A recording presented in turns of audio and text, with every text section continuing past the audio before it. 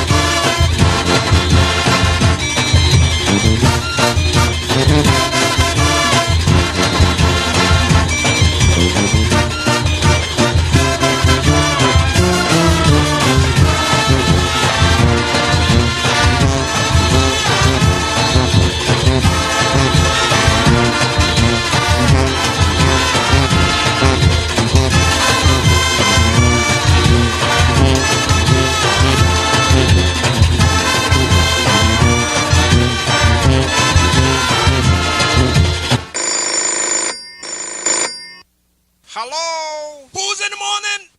Boots!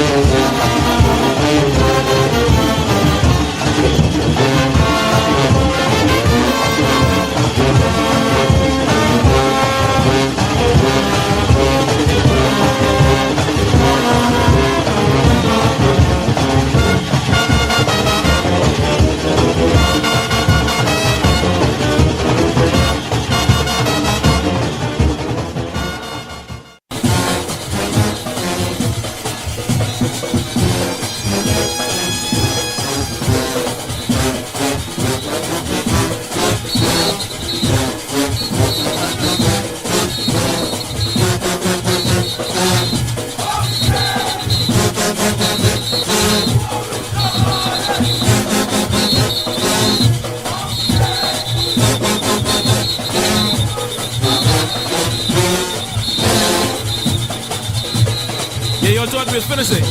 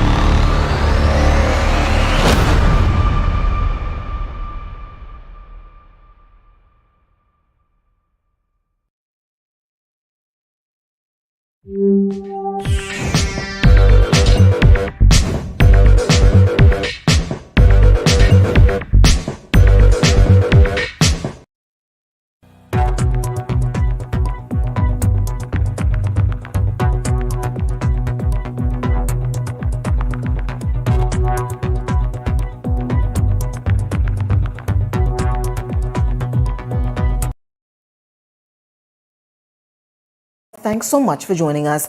Topping news tonight, the FTX saga continues as the Supreme Court has appointed joint provisional liquidators following the appointment of Brian Sims KC last week. Today, the court also appointed Kevin Cambridge and Peter Greaves of PricewaterhouseCoopers, which, according to the Securities Commission of the Bahamas, was done to further protect the interests of clients, creditors, and other stakeholders globally of the embattled company. Officials added that given the magnitude, urgency, and international implications of the unfolding events with regard to FTX, the Commission recognized that it had to and moved swiftly to use its regulatory powers under the Digital Assets and Registered Exchanges or DARE Act to further protect the interests of clients, creditors, and other stakeholders. Now, the Commission says it expects to engage with other supervisory authorities on the regulator-to-regulator basis as this event is multi-jurisdictional in nature. While police officials said over the weekend that they have begun their investigations into this matter, the Commission said today that they will extend its full assistance to the police if and when required. Meantime, the Minister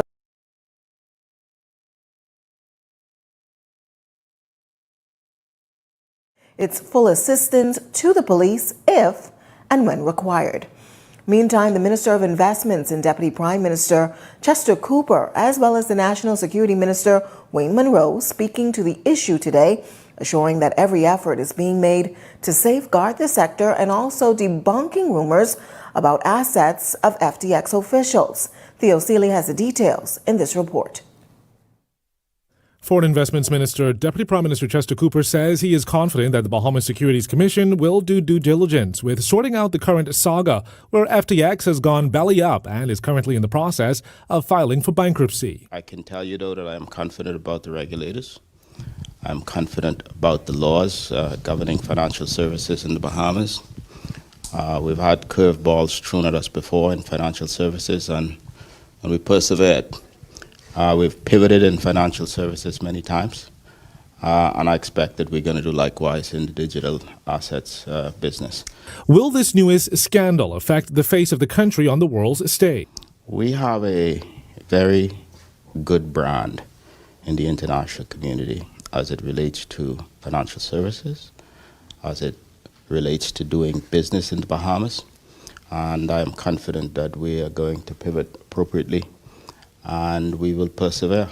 Meantime, the National Security Minister, Wayne Munro, maintains that the FTX CEO has not been detained. I can say, for my information, no one has been detained by the police. I wouldn't like to disclose anything beyond that. The Deputy Prime Minister says any further comments on the FTX saga will now be made by the Prime Minister, Philip Davis, who has carriage of the country's finance portfolio as well. Theo Seeley, Eyewitness News.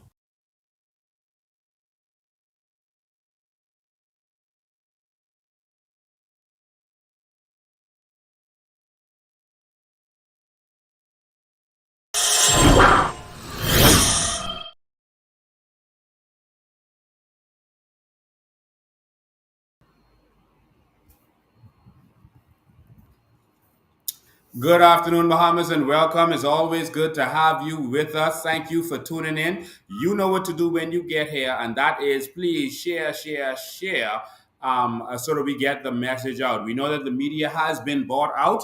In fact, some of the media is on the trip right now. Well, he's back. Was on the trip to Egypt with the Prime Minister himself. So we know exactly what's going on in this country. They were trying to silence the Bahamian public. That's what they were trying to do. So thank you for being here. We appreciate all of you who have tuned in from wherever you are tuned in from YouTube, whether you're broadcasting from YouTube or the Lincoln Bain page or Bahamian Evolution page or the COI page, Coalition of Independence, or if you're on Facebook or many of our other platforms that we are on right now. Thank you so much for being a part of this. Ladies and gentlemen, the Bahamas is embroiled in its greatest challenge ever. And finally, we got, after a week, we saw that the Deputy Prime Minister, who's the Minister of Investments, was willing to comment on Brian McCarthy on from Fire Festival about his coming back to the Bahamas, but he was not willing to touch on FTX. A whole entire week has passed, and our government that every time they come in is embroiled in corruption that embarrasses us internationally, refuse to talk about the FTX saga. We're going to update you on this and help you understand what's going on, cryptocurrencies, et cetera, et cetera. But we just wanted to give you an update from government officials and what's really happening. There are media outlets from around the world saying that SBF, Sam, is under Bahamian supervision, under supervision by the local authorities. This is absolutely not so. There's nothing in our law that allows for anything like that. We do not understand why anyone would say that. This is not kindergarten. Our authorities don't supervise anybody. That's not how our laws work. It's either you're under arrest or you're not under arrest. But there's no such process that's called supervising someone. We are confused that the international community keeps reporting that.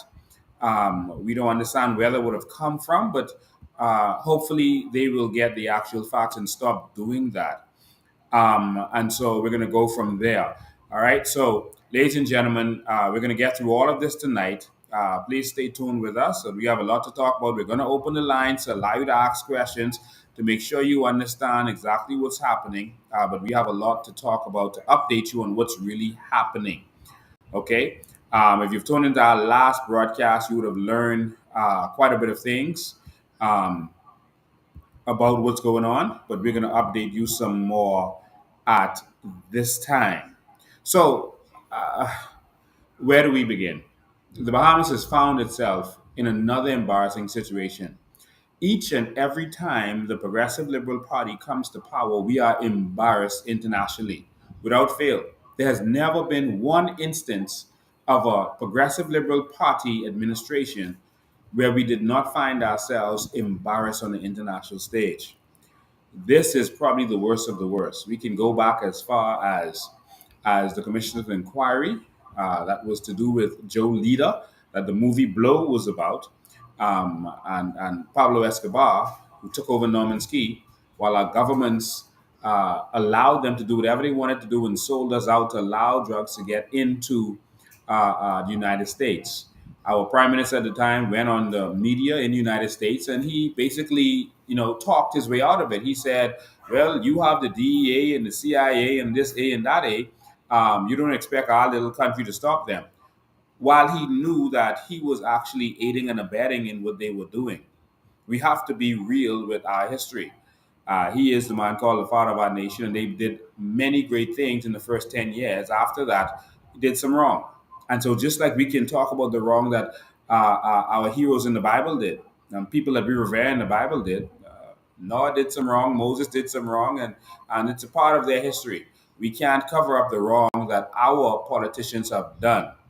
Okay, and so we definitely need to be real about it. You can go further to sagas of Harachi and Peter Nygard, and it's not only the Progressive Liberal Party, it's also the Free National Movement. I hear the Free National Movement leader making statements. They should be embarrassed to do so. We have suffered through 5 years of torture and torment from them, and we're not interested in anything that they have to say. But what we're going to do now is update you and the international community who are watching about this. They are reaching out. They're trying to find out what's going on in the ground, what's going on in the Bahamas, and so we think it'll be good for us to update them on what's going on. And so you've heard the report from the deputy prime minister. Of course, the prime minister is on the run along with Sam. And so Sam is on the run. In fact, you can find him on social media. He's not running there, but Sam seems to be an international fugitive hiding out in the Bahamas at this time. The prime minister also seems to be on the run because he had a scheduled tour of the government house with the media, and he ran from that tour, and he canceled the media being at that tour, and and the media thought that the whole tour was canceled. However, the tour still went on without the media being present. All of a sudden, the party that is about PR, the party that always wants the media and everyone there, the party that is sending pictures of them partying all over the world and sending pictures of their caviar and their $1,000 caviar and their steak and their steak and mushrooms and their vacationing, because we're getting more pictures of them vacationing than actually working for us. This party that loves PR all of a sudden canceled the media's opportunity to see what's going on with Government House. And then the media found out that the tour actually went on without them. And it was because the Prime Minister didn't want to have to answer questions, because at this time, any questions he asks may incriminate him. How do we find ourselves in this position once again? The Prime Minister may have aided and abetted in the actions of this criminal who ran from Hong Kong. And they told this story that, oh, he was leaving because China changed their rules. He was in Hong Kong. He was in Hong Kong, okay, which is actually a part of China, but they treat Hong Kong separately. We do not believe that he ran because of any rule changes in China. We believe that he ran because he knew that they were about to collapse, and the bottom was about to fall out on his empire. And he knew that the regulators in Hong Kong are very strict. Everyone knows that they have a very reputable reputation there. And so he knew that he would be in problems in Hong Kong and that the penalties would be stiff. And so he ran to the Bahamas. And like I've said to you before, this was the decision that caused me to decide that something is wrong and I'm leaving FTX. And so he came to the Bahamas, and he came here again with talk, some tokens that were not really valued anything. I'm going to explain all of this to you and break this down for you so you can understand it properly, and then I'll open the lines for you to ask your questions. He came here with talks. The Bahamas has a reputation for having corrupt leaders, especially when the Progressive Liberal Party is in power. Everything is for sale. And so that is the reputation. I heard the Deputy Prime Minister saying that we have a good reputation as it relates to finances, etc. Then why are we constantly blacklisted? We do not have a good reputation. We have a reputation for being a pirate nation where criminals go to hide their funds. That is the reputation we have. And so this embarrasses us even more. There was the Panama Papers that involved us. There were the Paradise Papers that was about us. And now there's this that is embarrassing us to the whole world. And so there were many rumors, I would say, that is going on about what's going on with Sam and where is he and what's happening with their company. Another embarrassing situation was the fact that our SEC claimed to have seized all of his assets. They claimed. And then we saw that despite them claiming that his assets were seized, his plane was actually able to leave this country. His plane was able to leave this country and go elsewhere. When the plane was one of his assets that was supposed to be seized. We also heard that there were withdrawals going on. While the license was canceled, the company was supposed to be shut down, and he also made certain announcements. But of course, they did nothing. Now, here's where the problem comes in. And this is where these kinds of countries get themselves in problems all the time. Public officials should never accept gifts and bribes, especially from new companies without a proper reputation or a company that you just don't know about. You should not accept gifts. It's a Trojan horse. If a drug dealer comes to town and starts giving out gifts to everyone, that makes it suspicious. If he starts giving gifts to police officers, how will you look at those police officers? If a drug dealer comes to town and starts giving out gifts to police officers, what would be your impression of the police officers?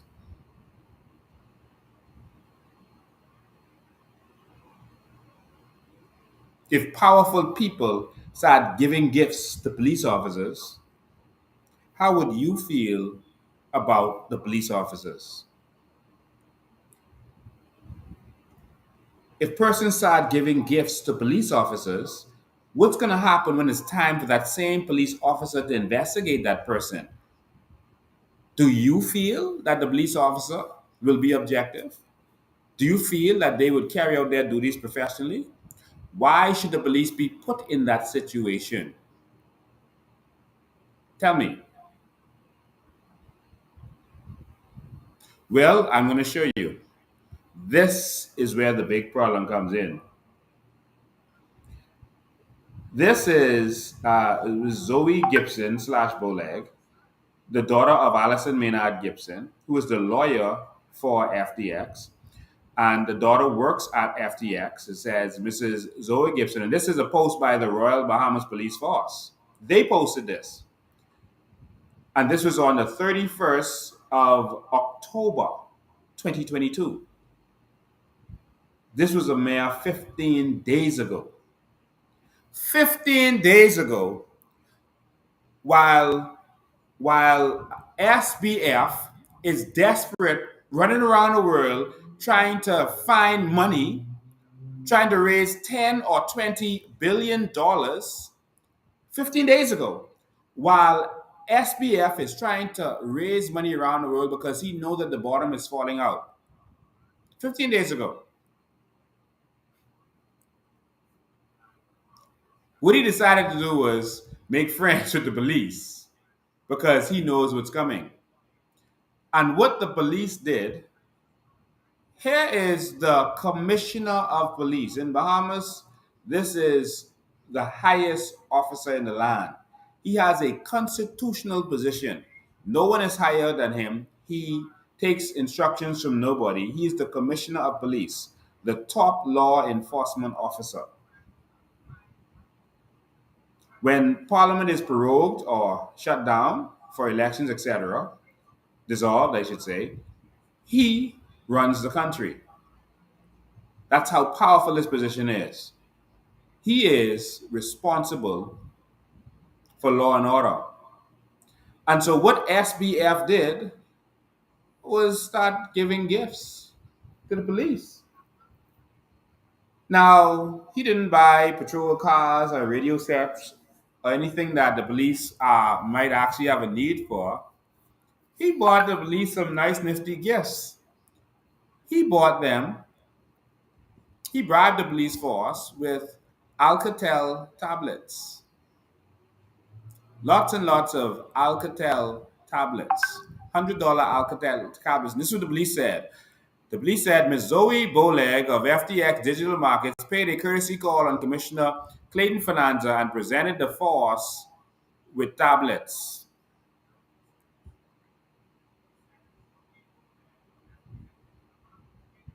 There was once a police officer called Ellison Greenslade, who was the assistant commissioner in Grand Bahama. And on him leaving to come back to Nassau, persons appreciated his work and they decided to buy him some gifts as a going away present. That was a big deal. That was a big deal where persons protested saying, the police, you can't take gifts. You shouldn't take gifts. Even though it's a going away present, you can't take gifts from people. And it was a big deal, and he almost lost major opportunity for promotion after that. It was used against him. Now here we are, the same police who are being called to go and arrest and question this gentleman a week later, has not even questioned him. They have not arrested him. They have not touched him, as you heard the Minister of National Security said. Nothing has been done. You have enough evidence to freeze all of a person's asset, but you haven't even questioned them.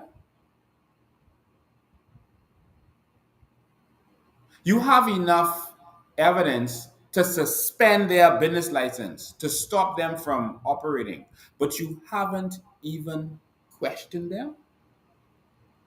You haven't taken them in for questioning.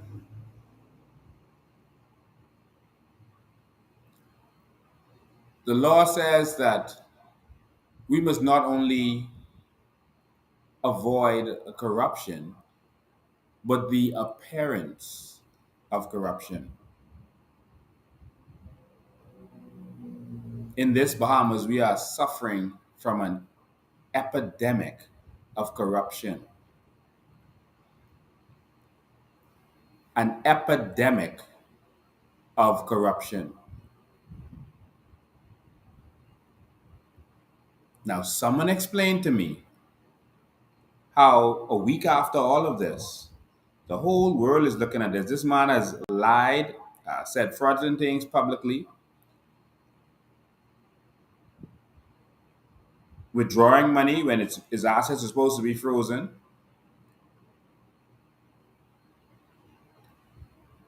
We have persons who were key to his organization that left the country just before all of this went down. In fact, while the gifts was going to police officers,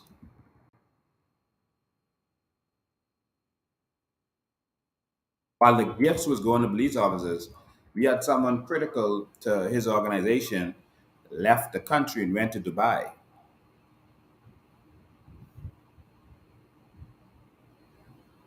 Our government is apparently so compromised that they cannot act.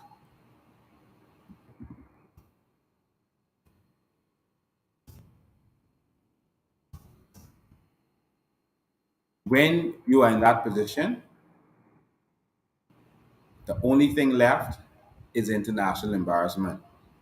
A week later, and the Minister of Finance has not made a statement as it relates to this. A week later. A week. Let that sink in. We had an interesting response from the Minister of Foreign Affairs. The Minister of Foreign Affairs. Before I go to that, I just want you to see that uh, this is my FTX account. It's still live. It's still live, um, and FTX is still asking persons. FTX is still offering you money for trades. Uh, get deposit funds and get free crypto with trades over $10. It's still live. How is this possible? They're in bankruptcy in the US, they're in insolvency here in the Bahamas, and they're also in bankruptcy in Antigua and Barbuda. Documents on that. How did we get here? So we were informed as we started to do investigations because our team is investigating this thoroughly, and we were informed that Michelle Gomez, who we know is a part of this whole thing, we were told that Michelle Gomez left town when all of this was going down. Um, uh,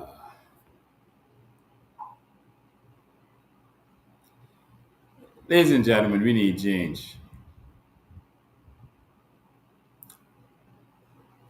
This person who's a part of FTX left the Bahamas Right before everything, the bottom dropped out, went to Dubai, then went to England, and they're probably back in Dubai. There's no extradition treaty, we're told.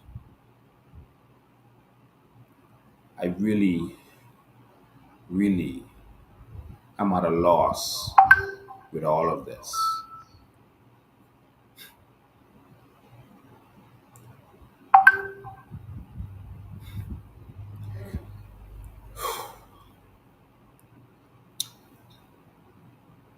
The plane, his private plane, left the Bahamas. The media internationally saw that our police didn't. Our authorities didn't. They did nothing to stop him. Is it because he bought them tablets?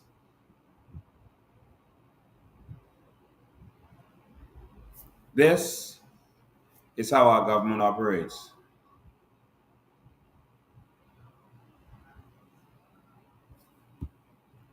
He has still yet to even be questioned. And no, he is not being held by our authorities and not even being questioned by our authorities. In fact, in all of this, uh, his Albany, and we don't know if he's really there. We have no idea where he is. No one has any idea where he is. We don't know if he's in the Bahamas. Him tweeting that he's in the Bahamas means absolutely nothing. We have no idea where he is.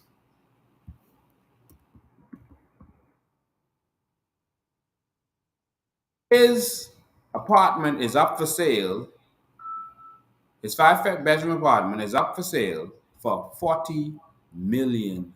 $40 million. How could he be selling off assets when all of his assets are supposed to be seized? That is a crime. He's attempting, he removed his plane because that's a very valuable asset worth tens of millions. He removed that from the country successfully. And now he's selling his house. I saw the pictures of his house. He was living the life in our country. He was living the life. We were trying to line up those pictures for you. I think we're going to be able to do that for you. But I can tell you and I can assure you, the young man was living the life in our country.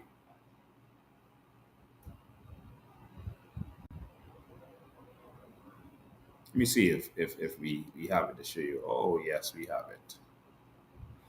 Oh, my God. Y'all want to see how this young man was living in our country?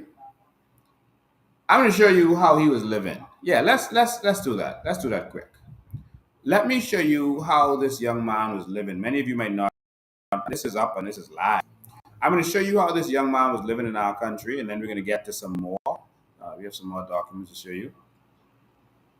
But I want you to see how he was living. So he came and he bought real estate in our country. They say $75 million worth of real estate. But the thing is, I don't see in that list of real estate that they have. Hold on, let's look at that list of real estate first. In that list of real estate, Albany, okay, we see one property that has that kind of value, and that is a property that he bought from the Albany Community Association, and it's for $30 million. So he had a property from the Albany Community Association for 6.75, another one for 4.5 million, another one for 9 million. So all of these properties. So I guess the one that he bought for 30, he's now selling for 40. Talk about a profit in a couple of months. This dude is gonna make, if that sells, he is gonna make 10 million profit in a matter of months.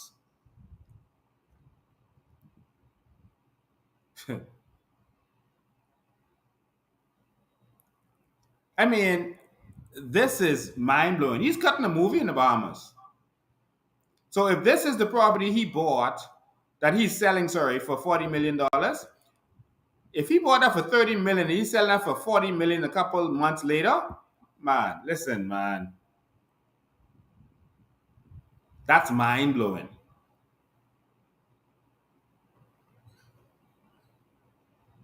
That's mind blowing. But let's look at this. Let's look at this. Let's look at the profit. What he's going to be profiting from. Just give me a sec as I pull it up for all of you. And then we get back to talking about our corrupt government and taking bribes from this criminal aiding and abetting his activities. So here is the website. It's on Seaside Real Estate.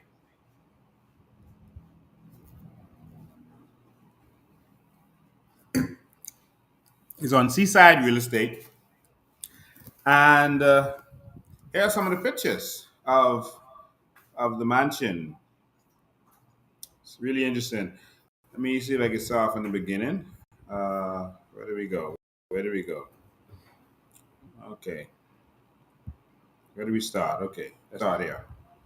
That's how we start? No, let me go from here. This is a dining area. This is 12,000 square feet. It's not moving. Why is it not moving? Let's go. Come on.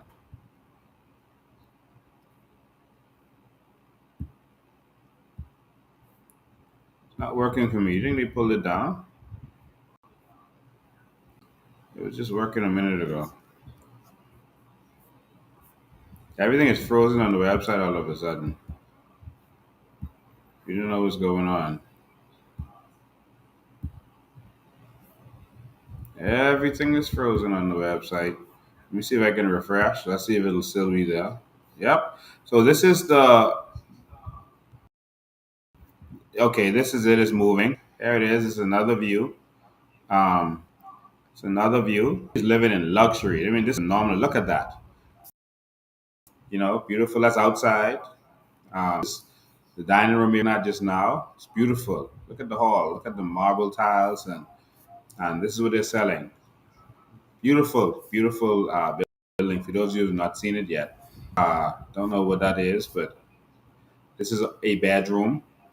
You know, the view of the ocean, etc. It's another bedroom. Lots of pillows. All right, and so this is the building that he is selling. Lots of clothes in there. There's another picture. Very nice, very beautiful. Looks a lot like Bahamas. So the bathroom looks like a hotel room bathroom. It's very nice. Look at that. Again, lots of pillows. More views of a room. And so this is what's in the Bahamas. This is how we want Bahamians to be living. Look at the bathroom. Very nice. More of the room. More of the another room again. And so the very, very beautiful setup.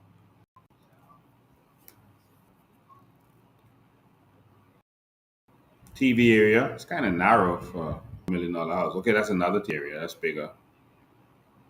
Okay. Another view of the same TV area. Big TV on the wall. It's kitchen. Kitchen. Nice smooth countertop. Yeah. So that's kitchen. They have, you can see construction in the background. So I guess this is when this is building because when I looked at the pictures now, you saw cranes and stuff in the background. So this is for those of you who don't know, this is Albany. This is Albany in the Bahamas. Okay, so this is Albany in the Bahamas. Tiger Woods also lives here. Justin Timberlake also lives here. And this is the penthouse, the top floor, in their Orchard building. Grand piano, etc., etc. So I don't know if he's selling it with the furniture. It better be for all that money. It's another pool area. You can see everything in the background. So it's a really nice building. Just wanted y'all to see this. This is everyone understands the value of the most except us Bahamians. Everyone understands our value except us. Look at it. Beautiful. Look how he's living. That's a fire in the middle there. Balcony. It's a balcony area. Yachts in the background.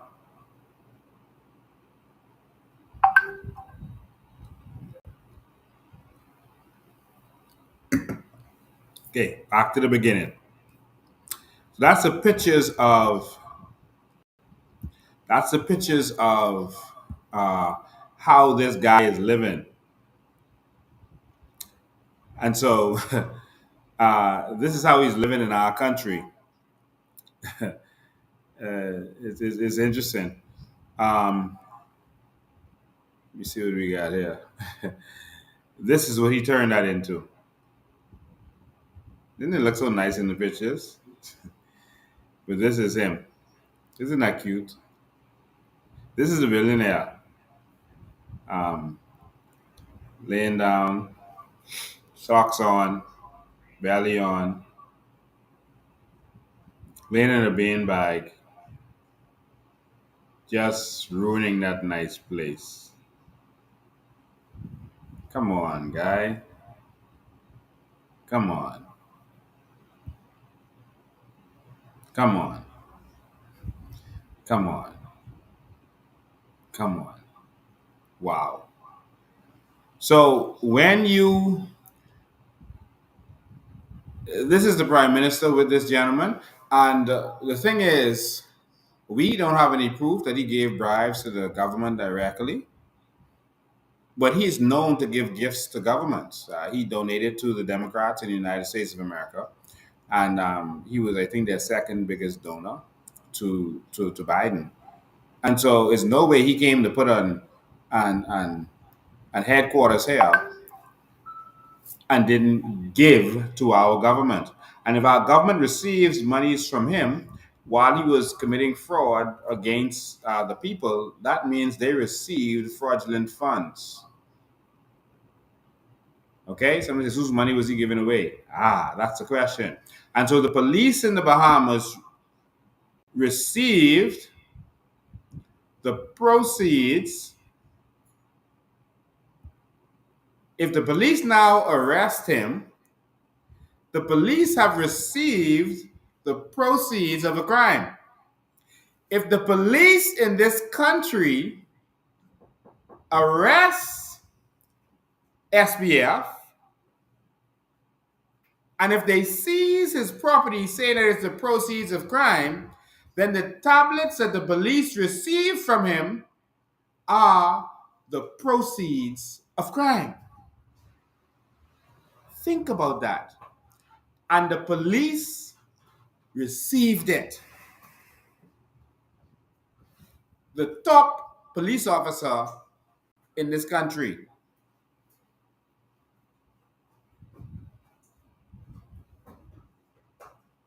Think about it.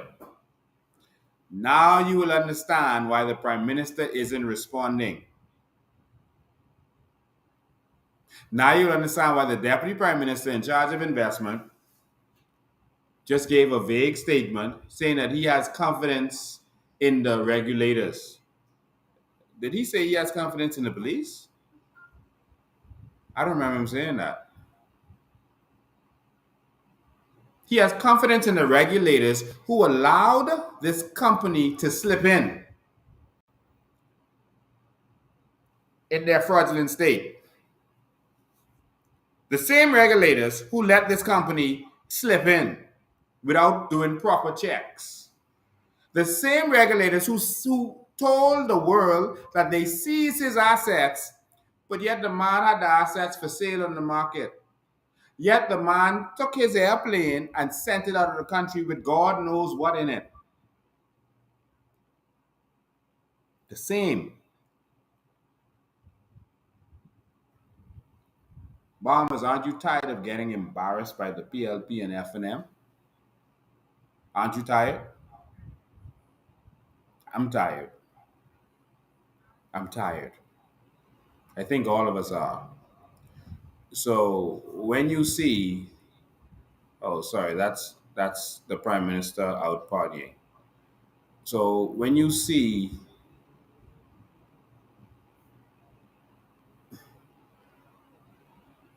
this, and the prime minister who literally swore for this young man, swore about the good he did to this country. God, I wish we had the video live. lined up about the good that this gentleman did for our country. The Prime Minister was swearing for him. Our Prime Minister said that he has done so much good in this country. It's his words. That's his words. That's his words. He swore for him.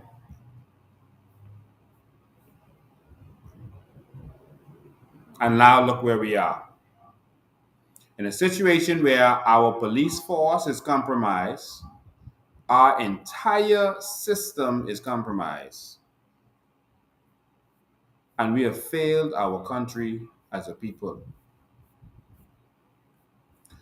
And so now they have filed also for bankruptcy elsewhere. They filed for bankruptcy in where are they? Antigua and Barbuda. Let's see if we can pull that up for y'all. They filed for bankruptcy. Okay, we found it. They filed for bankruptcy in Antigua and Barbuda. I want you to look at this. Okay, hold on. Let's get that off there. They filed for bankruptcy in. Okay, give me one sec. Let's get that off there. In Antigua and Barbuda. Let's look at the document. Yes, guys, we are everywhere. So, there we go. So here's the document. This is voluntary. This is petition for bankruptcy. Voluntary petition for non-individuals filing for bankruptcy. And so the debtor's name is FTX Trading Limited.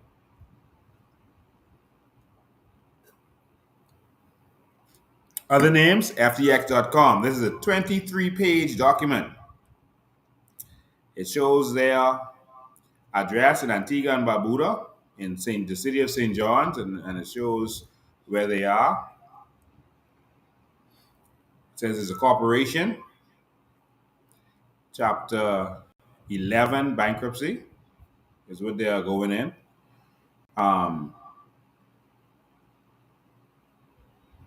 Were prior bankruptcy cases filed against them in the last 8 years? They said no. Any bankruptcy cases pending or being filed by a business partner and an affiliate? Yes. They said see Annex 1. Why is the case filed in this district? It says a bankruptcy case concerned debtors, affiliated, general partner, or partners pending, whatever. Does the debtor own or have possession of any real property or personal property that needs immediate attention? No. Okay. Debtor estimation of available funds. Funds will be available for distribution to unsecured creditors. Okay. Estimated number of creditors, more than 100,000. So that could be 1 million or 2 million. That could be any amount. So estimated number of creditors, more than 100,000. Now, this is in Antigua and Barbuda. So before we go on, I just want you to understand. They're calling this a Bahamian company. Let me just pause there for 1 sec so you could get a full understanding of this. They're calling this a Bahamian company, but we want to make this clear to everyone now. This company was in Hong Kong, but it was registered in Antigua and Barbuda. That is where them and all their list of companies that I'm about to show you is located. This is an Antigua and Barbuda company. They were using us because of our slack regulations. They just put a headquarters here. They could have more than one headquarters. They could be headquartered in several countries. They were an Antigua and Barbuda company that was in Hong Kong. And they moved from Hong Kong and came here. but they are registered in Antigua and Barbuda. Focus. All right? And so our people accepted them, and there was a diabolical reason they came to us. I want you to stay focused. They just was putting a building here, and now the building is left in ruins and is unfinished and is right there on West Bay Street. So let's continue. This is where they are actually doing their bankruptcy. So watch. They have a bunch of creditors. It could be 1 million, it could be more. Estimated assets. They're in the range of 10. Let me see this good. Oh my God. Look at these numbers. Is this 10 billion to 50 billion? Jesus. Estimated assets 10 billion to 50 billion. How much is that in the Bahamas? They are in Antigua and Barbuda. That's where the money is. You see?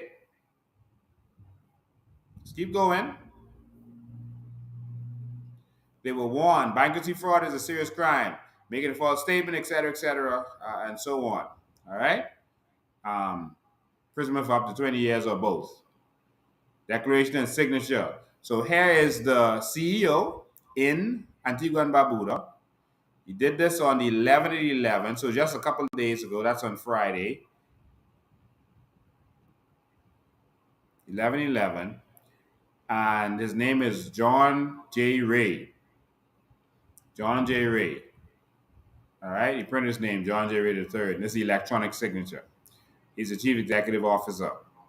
And so 10 to 50 billion dollars in Antigua and Barbuda. Wow. None of that, I guess, brought to us. He just bought some property here. FTX Trading Company is in Delaware. Declaration under penalty of perjury.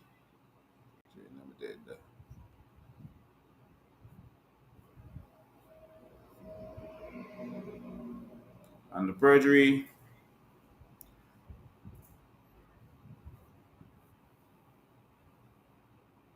I'm sorry, I'm giving you, I was giving you the wrong information. This is the filing in the US. This is actually the filing in the US, but it was saying where they are domiciled, where they are in Antigua and Barbuda. Okay? That's what this is. I'm sorry about that. Pending bankruptcy cases filed by the debtor and affiliates of the debtor. These are all of the companies. Almeida, all these different Almeida companies, all these transfer services, all of these companies that you're looking at now. Crypto Bahamas LLC. It's one of them. You haven't heard about that. FTX Gibraltar, FTX Canada, FTX Digital Assets. So all of these companies, FTX Hong Kong, FTX Europe, FTX Japan. This is all FTX Switzerland.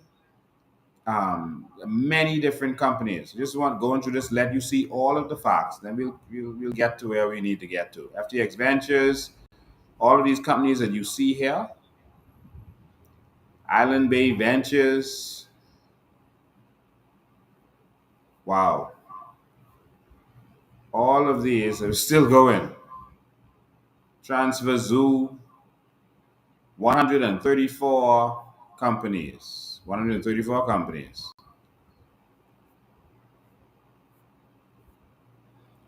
And this is the signature of Samuel Bankman Fried. November 10th, 2022. Signed by him. All right. So this is a document signed by Sam.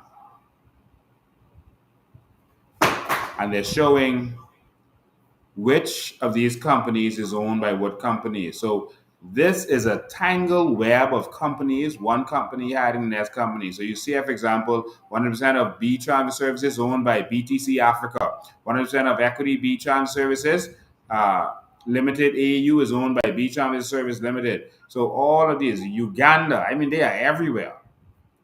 So you can see all of this documentation is showing how you hide one company with the next company, the next company. All of this stuff is what goes on.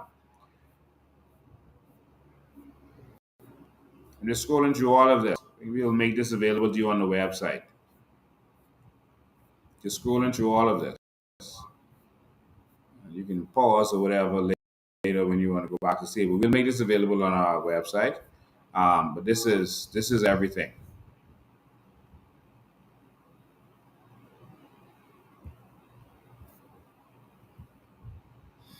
And so I'll tell you that is how they operate. They hide companies within companies within companies within companies within companies to hide everything that they're doing.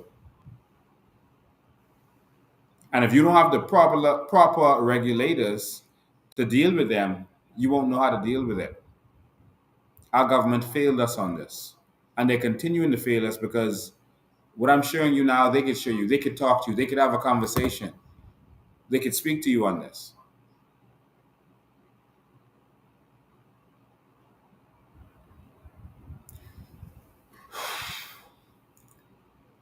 We believe that they were in Hong Kong.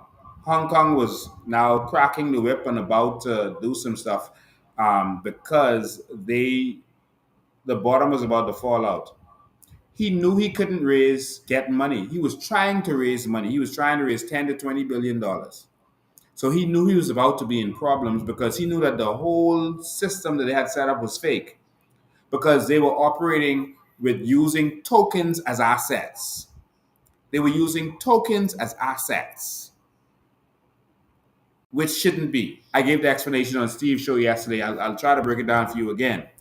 Tokens versus coin. They're similar. So cryptocurrency coins and tokens, they're similar, but they're a little different.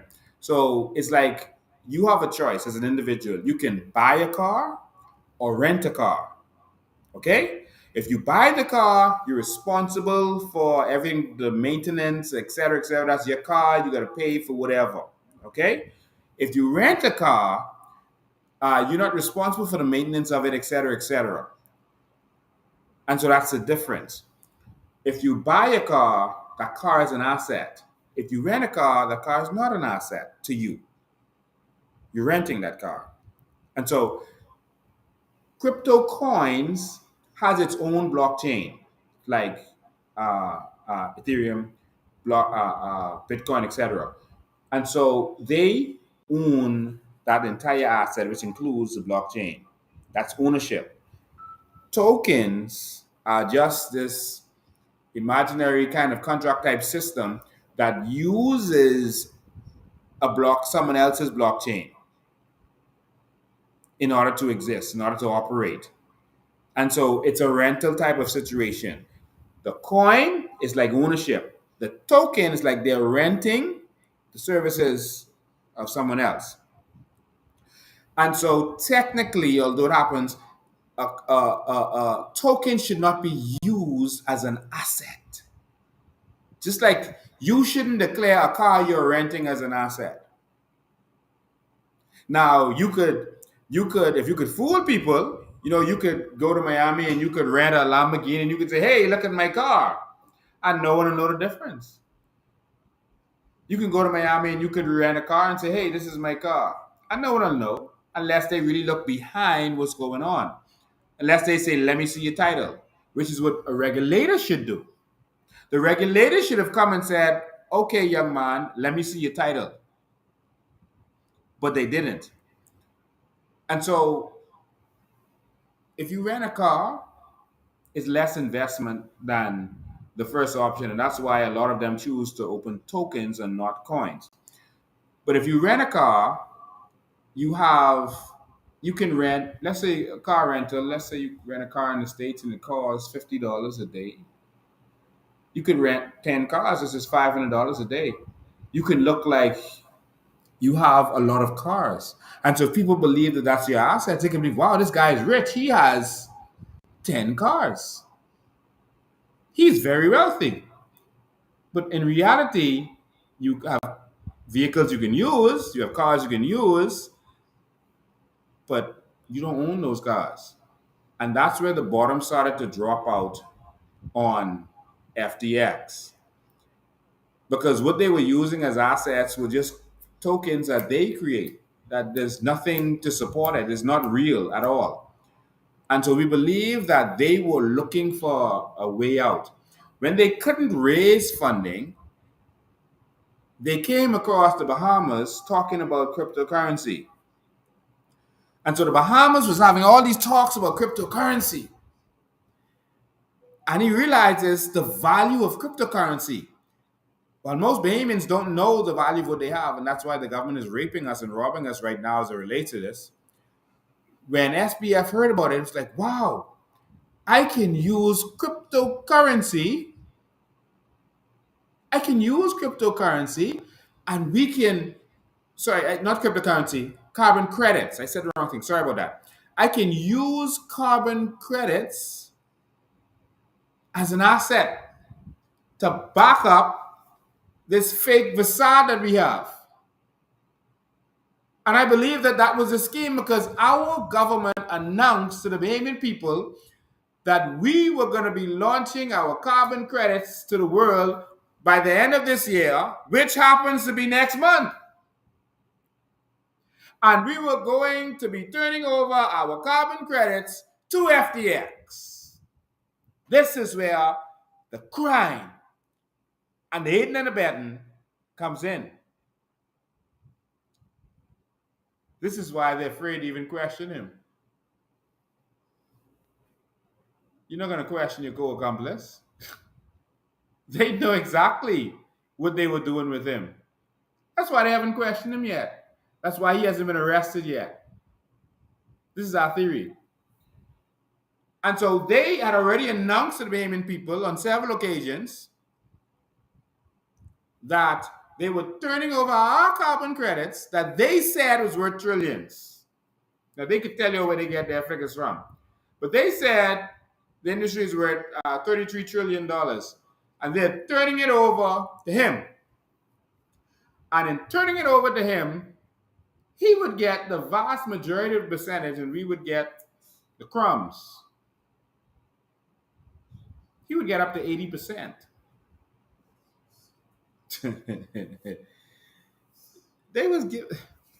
This reminds me of the oil deal. Oh God. They were gonna give us 12.5% or 12%. Yeah, 12% if they had found oil. Saudi Arabia, the country gets 85%. The oil company gets the balance. In Norway, they get about 90%. The company gets the balance. But we were going to get 12%. Nonsense. Just like we get supposed to get 2%, $2 per ton of our aragonite. And we don't even collect that. These absolute imbeciles that are running this country were giving Sam and FTX our carbon credits. And they were going to partner with him and work with him and have these other side companies to be able to suck money from our natural resources. And they have tabled a bill called the National Investment Fund. The purpose of which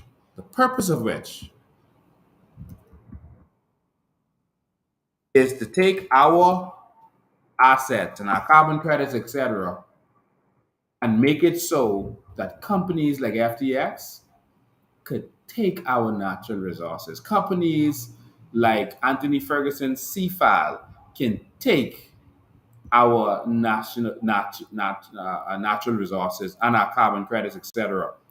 This is the crime of the century.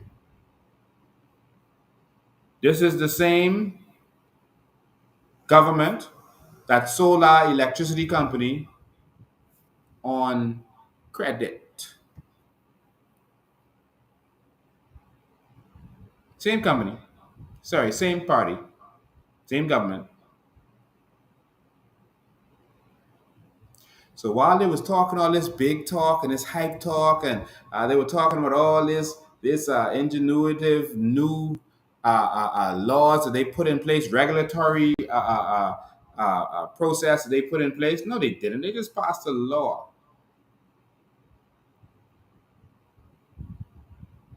They didn't. What regulations? What regulations?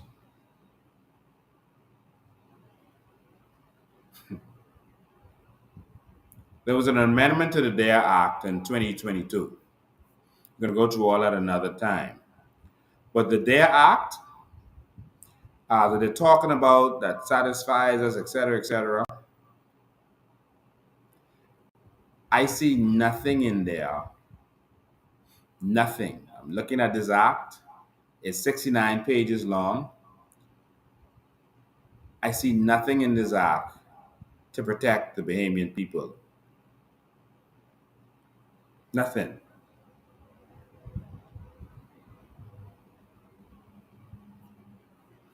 I'm looking.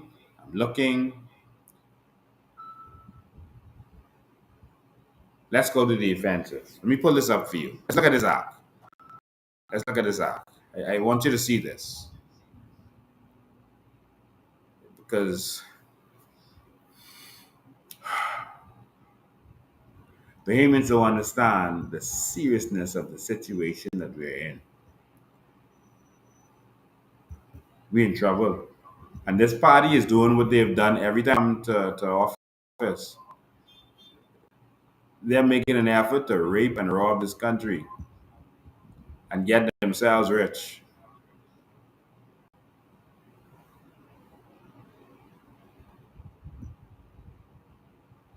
Let's look at this act. Because you keep hearing them talk about this DARE Act and how the ingenuity and all this kind of nonsense and how it's going to protect and here it is. All right, let me go back to the top. This is the DARE Act, all right? And this is the Digital Assets and Registered Exchanges Act 2020. So show me when you see something that's going to protect us and going to keep them in check and check all their finances, etc. Prohibition to carry on unregistered digital asset business, registration of digital asset business. Okay, it's just the registration of a business. All right, financial requirements of digital assets business. Oh, let's go there. What are the financial requirements of a digital assets business? Okay, that's section 14, page 14. Let's go straight to that, and then we come back. Let's go to that because I want to see this. Oh, they even have a definition of a token in there. Asset token means a digital asset that represents a claim against the issuer that is intended to represent an asset and is embedded with underlying assets, derives its value from reference to an underlying asset, or is secured by an underlying asset, is backed by assets held as collateral for the primary purpose of encouraging price stability. Now, hold on. This is a token, asset token. So this is an asset token, right? So this is like the token they say they have, right? This is the token it is. It means a digital asset that represents a claim against the issuer that is intended to represent an asset and is embedded with underlying assets. Now their token had no assets in it. It was not attached to anything. The token. So if our regulators were checking on this, they would have said, okay, you have a token. What is the underlying asset to this token? Where is this token getting its value from? We know where Bitcoin gets its value from with the mining of the Bitcoin and the algorithms that give it its value, et cetera, et cetera. Where is the value of the FTT, your token. And so if our regulators didn't use this DAC to determine the value of this token, they failed. Someone told them to overlook the fact that that token was an imaginary digital asset. See the law here? Is intended to represent an asset that is embedded with underlying assets or derives its value by reference of an underlying asset. What's the underlying asset of the FTT, of their token, the FTX token? It's secured by an underlying asset. Well, their token isn't secured by anything. This are our laws. Now they keep referring you to this law, but none of them would read the law because they know you are not going to read it. And the Deputy Prime Minister said today that we trust our regulators. What regulators read this law? Or it is backed by assets held as collateral for the primary purpose of encouraging price stability. What price stability? They create their token and they determine what the price of that token is going to be, and they print as much as they want, and it's not backed by anything. So, ladies and gentlemen, we got a problem that our regulators didn't go by their own rules. Compliance officer means a person appointed by a licensee and approved by the commission as a compliance officer, and includes a person whom compliance functions and obligations have been outsourced. Well, we heard persons reporting that the compliance officer for this FTX was once a compliance officer for a poker website, online gaming website, that was involved in a bunch of fraud.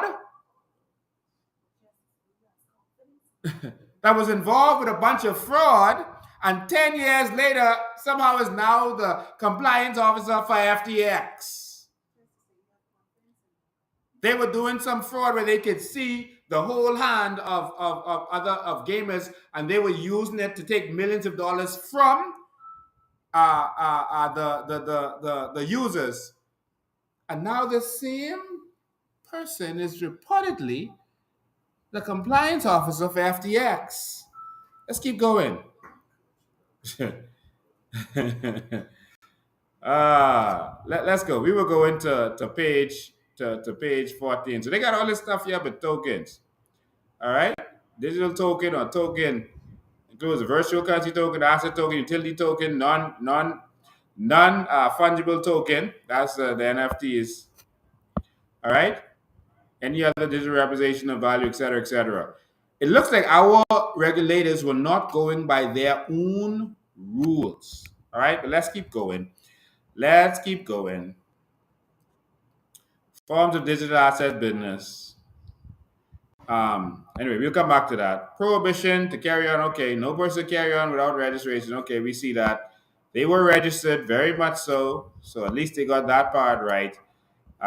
Let's go. Let's keep going. Digital assets business as a digital activity. Okay, hold on.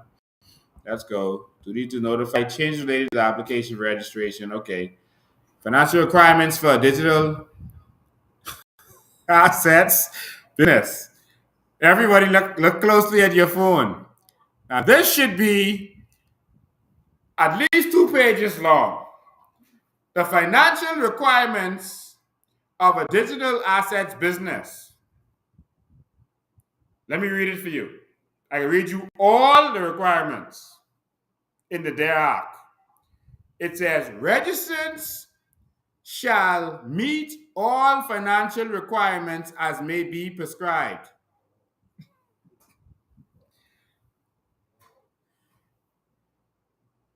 If you don't cry, you'll cuss. That means they could make up willy-nilly whatever the financial requirements are. They could say, hey, Sam, you come in here, you give us plenty of money. Okay, good, we like you. You ain't got to worry about nothing. This the DAC, y'all. You see how they hide everything from us by putting it in writing? It says financial requirements of the digital assets business. It says registrants shall meet all financial requirements as may be prescribed. Jesus Lord, hold on. I gotta take a pause there. I gotta take a pause there. I gotta take a pause. Jesus. This the groundbreaking act. This the groundbreaking transformative act that is meant to secure the investors and the general public and everything else.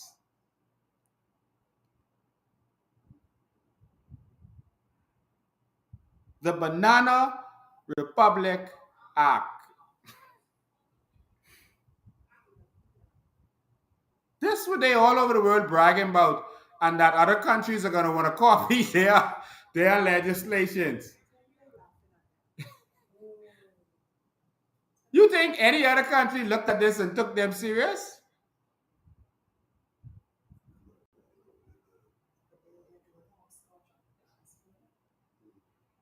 Man, listen to me. Oh, Jesus. That's the act. And another crypto company exchange came behind them and just registered. So now there's two. They didn't come because we had regulations. They came because we don't have regulations. What kind of requirement is that?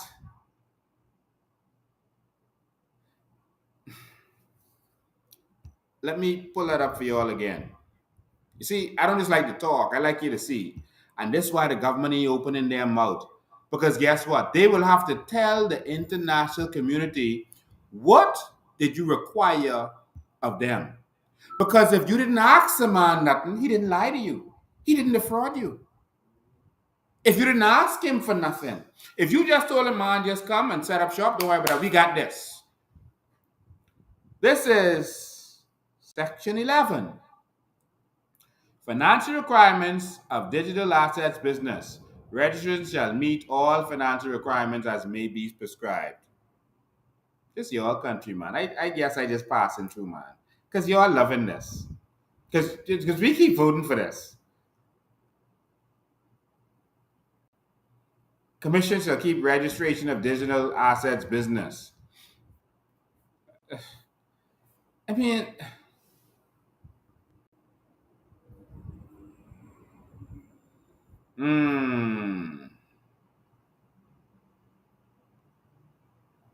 additional requirements for digital token exchanges.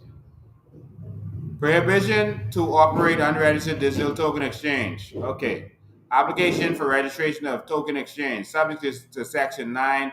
A legal entity intending to establish and operate a digital token exchange shall, in addition to making an application in accordance with Section 8, make application to the Commission by submitting Form 1 set out in Part C, etc. Provide the Commission for its approval a copy of the rules of the exchange, including rules for admission to listing of digital assets, etc. Submit to the Commission the applicable fee set out in the third schedule and any other document or information the Commission may require. You hear this? Listen, we have to go through more than this to set up. Someone say Asu. We have to go through more than this to get a permit to be a coconut vendor on the side of the road.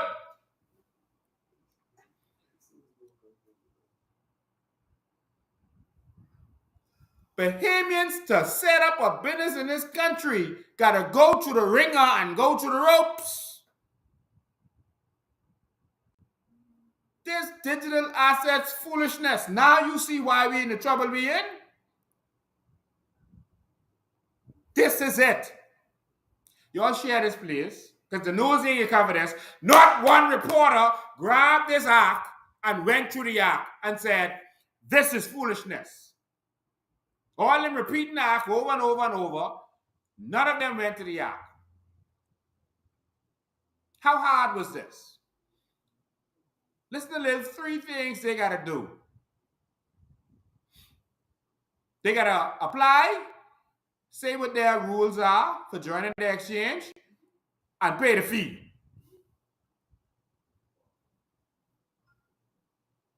Approval or refusal. The commission shall approve or refuse an application under this part in its discretion. Jesus.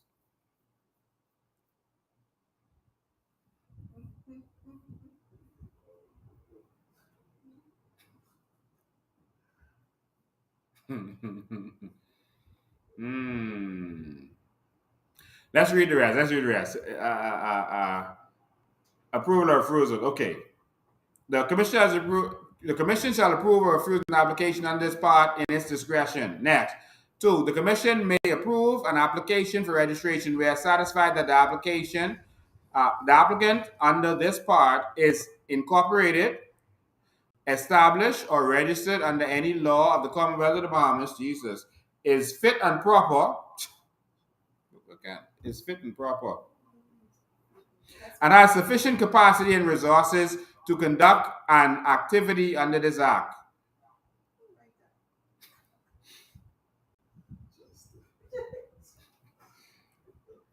Welcome to the Commonwealth of Narnia.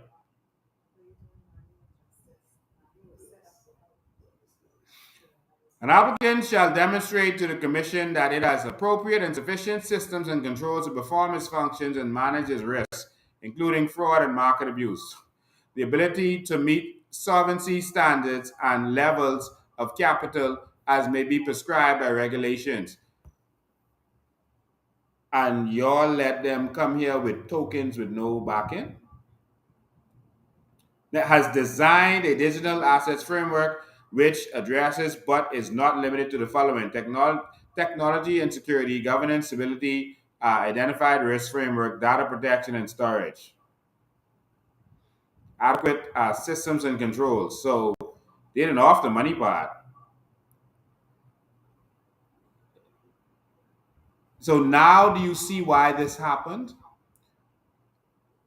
We have no real regulations or specific standard to check.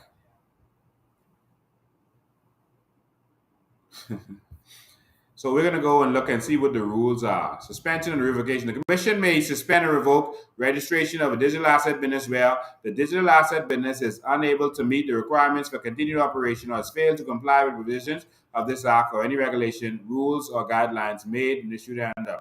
Suspensions or revocation would be in the public interest. The digital asset business is being marketed or advertised in a manner that is fraudulent or misleading. Any operator or issue of digital market business is convicted of a criminal offense involving fraud, dishonesty, digital market assets business. So they have, is declared bankrupt or goes into liquidation, etc., etc. So they have several things why they could take away their license. I'm going to skip through that because I can let you go read that for yourself. I'm looking for this big protection in these laws that they're bragging about, that they're confident in. That's what I'm looking for. I'm going to look now for the registration, which is in section 47, I think. The process following surrender, wind up, or dissolution, where the commission has revoked any license under whatever, the commission may apply to the court for the registrant to be wound up or dissolved, or the court supervision of any application by the registrant, wind up and dissolution. Data protection. All right, they got to keep good records, conduct and compliance, duty to maintain professional conduct, act honestly and fairly. So if the man went on, well, I don't. This sounds like some kindergarten stuff, but anyway, the man went on Twitter and said they're still doing withdrawals even though all our assets are frozen and our license has been taken away, and we're doing the withdrawals in order to comply with government regulations. Let me see if there's any ramification for that, because the government said they're investigating. The police said they're investigating. So I guess we're here live. All how many thousands of us are watching this? We are here together investigating. Let's see what they should be looking for. Act with due skill, care, and diligence. Uh, I wish the government would act with due care, skill, and with due skill, care, and diligence. Observe and maintain high standard of professional conduct. Professional conduct, does that include wearing proper clothes when you go to a meeting? You think that includes that? You no, that have to it says maintain a high standard of professional conduct. You think that means that? Does that mean you go to a professional meeting in short pants and t-shirt? Refrain from engaging in any improper or illegal conduct. Oh man. Maintain adequate financial resources and solvency. Well, he didn't have to maintain that because he didn't come with that. And y'all didn't check. Because y'all don't have to check. Because Section 11 says whatever slip goes. Have effective arrangements in place for the protection of the client assets and money. Have protective arrangements in place. Did y'all check to see if they had protective arrangements in place? Obviously, y'all didn't do that. So not only did he fail, our regulators failed. Have effective corporate government arrangements consist with guidelines issued by the Commission. Have system in place to prevent, detect, and disclose money laundering, terrorist financing, and suspicious transaction, according to whatever act. General duty to comply and to cooperate. Every digital asset business industry shall comply with this act and shall deal openly and honestly and cooperatively with the Commission, duly provide information, etc., submit to on-site and off-site examinations. Submit to on-site and off-site examinations of the digital assets business as required by the Commission in the exercise of the functions. Wasn't the business located in his penthouse? That's where they was operating from. Anyway, I'll leave that. Um, Compliance is a part of the minimum whatever. Prevention of money laundering and terrorism, etc. I'll skip over that. Initial token offerings. All right, so let's talk about initial token off. They already had a token, so that wouldn't be relevant. The offering memorandum. Let me skip over that. Offer period, classifications. I'm going to get down to registration of initial token offerings. Okay, we didn't have that. Approval application, advertising, token offerings. Going to get down to the laws that may have been broken. Token register. All right, continuing obligations. There we go. Purchase rights to rescission and damages. All right, let's skip over that. Purchase right of withdrawal. I guess this may be what he's talking about. Purchase notice of withdrawal shall be made no later than 72 hours.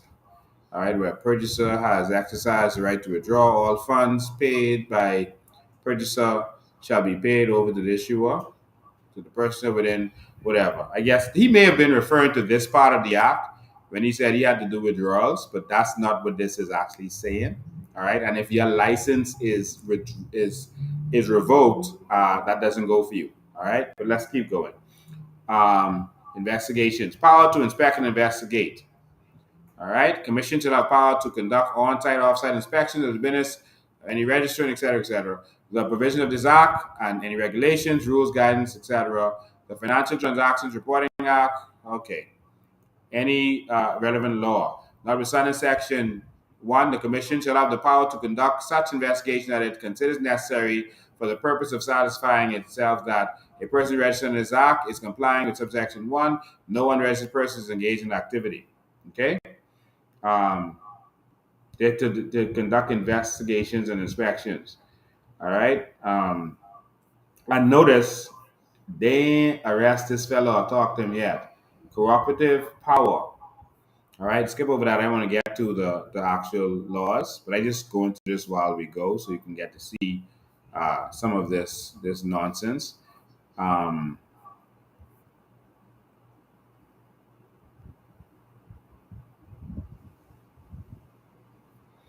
A person shall not be required to disclose information or produce a document which that person would be entitled to refuse to disclose or produce on the grounds of legal professional privilege, in court proceedings, etc., etc. Oh, some things they don't have to give the commission. Anyway, let's skip over that.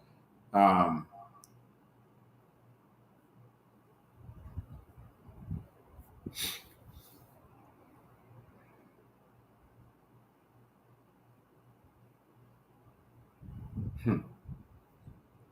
all right, just going to this here. I want to go back to the law.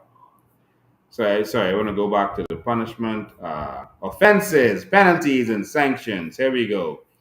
Let's see. Offense. A person who fails to comply with the provisions of this act commits an offense. So any provision they fail to comply with. Now, I wonder if that also goes to the government, because it didn't say the registrant. If the government didn't do their due diligence, did they commit an offense? Because it says a person who fails to comply with the provision of this act commits an offense. The government have some things that they should have done, and the question is, did they do it? That's the question. Every digital asset business or any of its employees, managers, officers, or other connection persons. I think they mean connected persons. Is that a typo in the law? Or other connection persons. What do you could help me with that? Should that be other connected persons or should it be connection persons? It's not connected persons. It looks like they have a typo in our law. They just embarrass the country internationally again. Okay, but we'll leave that. Any connected person who fails to cooperate with the commission or obstructs or assaults any person appointed by or acting on behalf of the commission in the conduct of examination, inspection, or investigation commits an offense is liable to summary conviction to a fine not exceeding who? You stop it. Say what?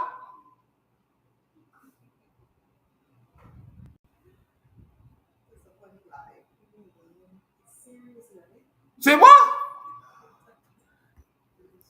Hold on. Sam do all this foolishness.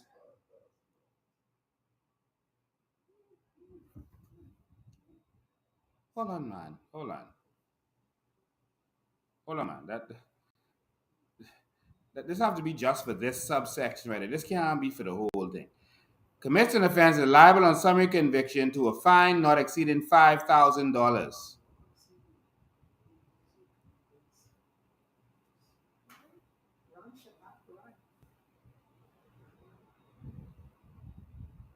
See what?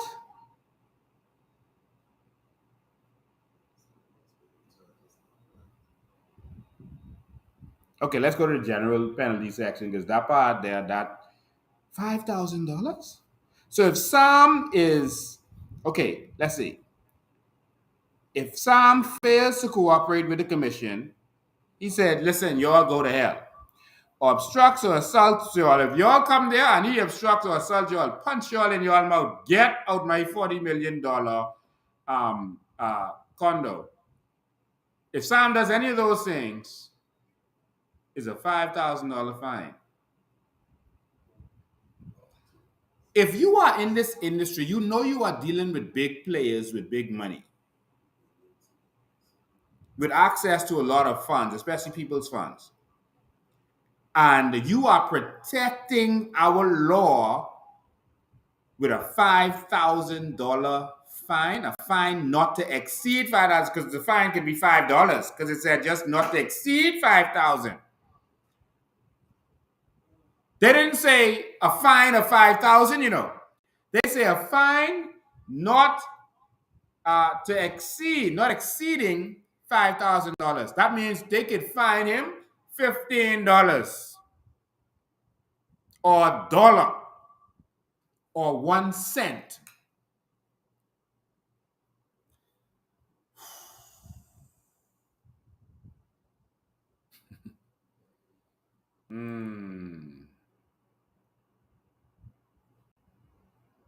Now, the general penalty Any person who commits an offense under this act for which no penalty is provided. So they have a $5,000 penalty, right? But they say any person who commits an offense under this act for which no penalty is provided shall be liable on indictment or summary conviction to a fine not to exceed $500,000, which means it could be $100, or imprisonment of up to 5 years or both. So if you commit an offense under this act for which there's no penalty, I want to see who this makes sense to. They already tell you what the penalties are and what you pay. But now, if there's something for which there is no penalty, then you could get fined up to $500,000, and that could be $15 or $100,000, whatever they decide they want it to be, or imprisonment up to 5 years. So that could be, listen, let Sam go to jail for 2 days, so we could say he do time spent, and let's charge him 10 cents. We could say he pays something and let him go. Any person who willfully makes any misrepresentation or any document required to be filed, submitted, etc., willfully makes a statement or gives information required for the purposes of this act, which he knows to be material false or misleading.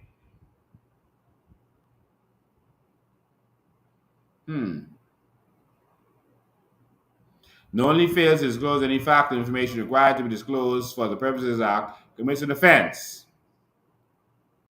So if you make false claim, you have a more stiffer penalty than if you actually break the rules of this act. So here, you on conviction not exceeding $500,000 again, and in respect of each instance, imprisonment up to 10 years or both fine and imprisonment.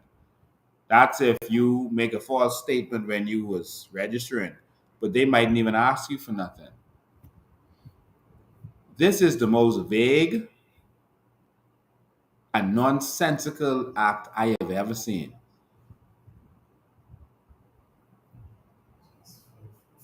So this is sanctions that they could give you if you do something wrong. Notwithstanding any other action which may be taken by the commission where there has been a failure to comply with this act, the commission may impose an administrative sanction for such failure, which sanction may include but not be limited to. So this means you don't have to get arrested, none of that kind of stuff. The commission could just say, hey, we can issue a public reprimand.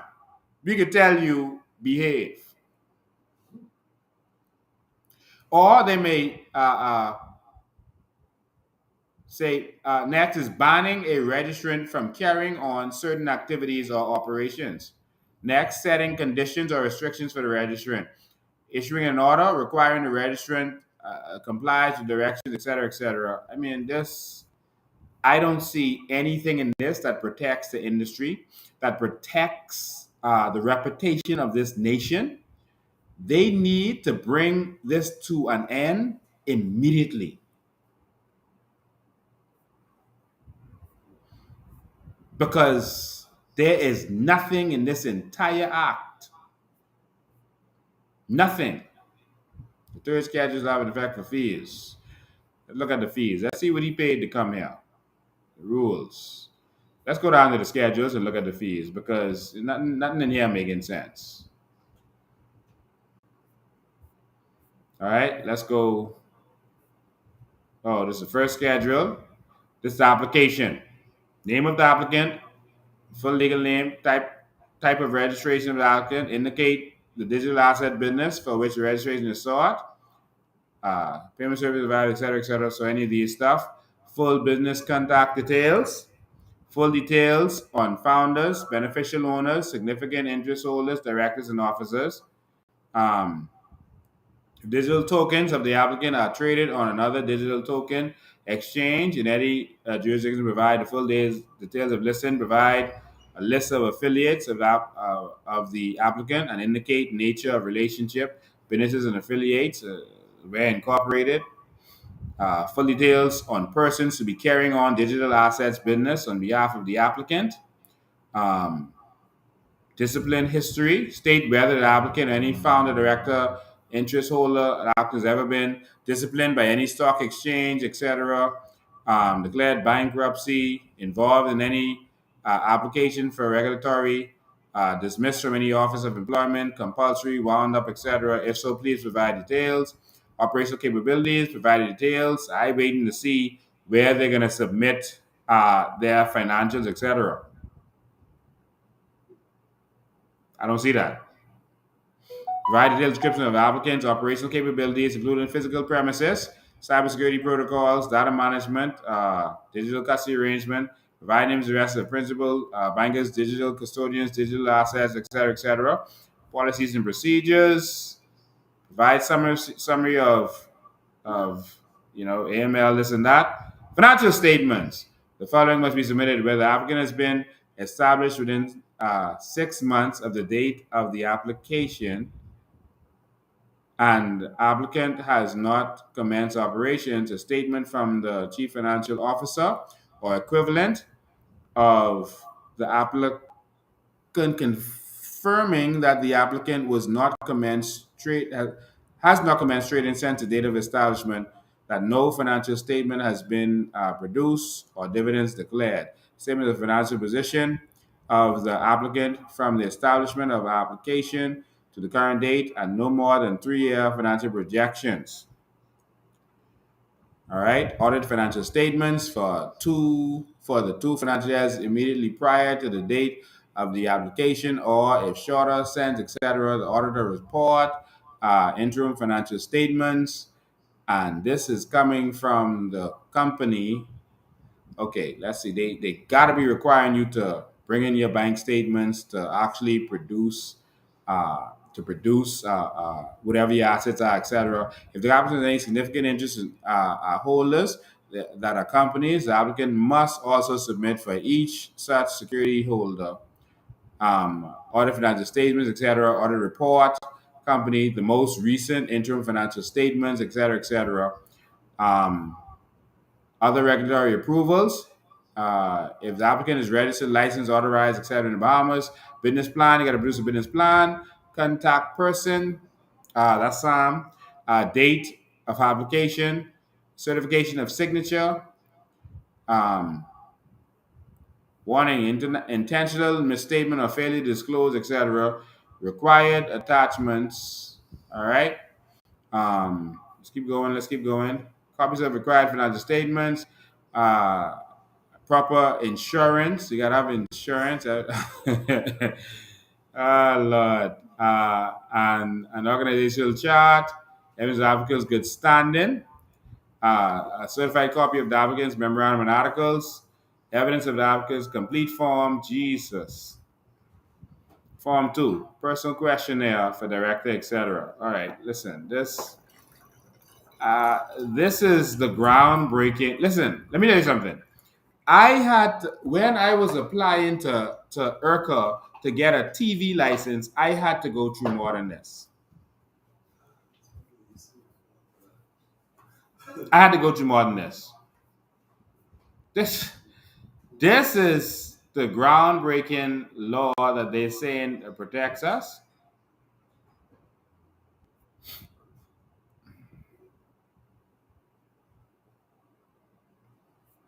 Wow. CEO, listen, man, this, oh my God. I think they better shut this down. I think they better shut all those registers down until we have an act that makes sense. I'm scrolling through the whole thing so y'all can see it. I don't want to skip over nothing.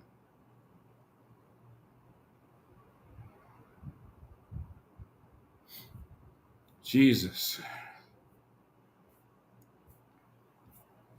Just going through the whole thing, letting you see it. Current regulatory details of information security officer. Oh my God. Wow. I see why we're in the situation we're in. Wow.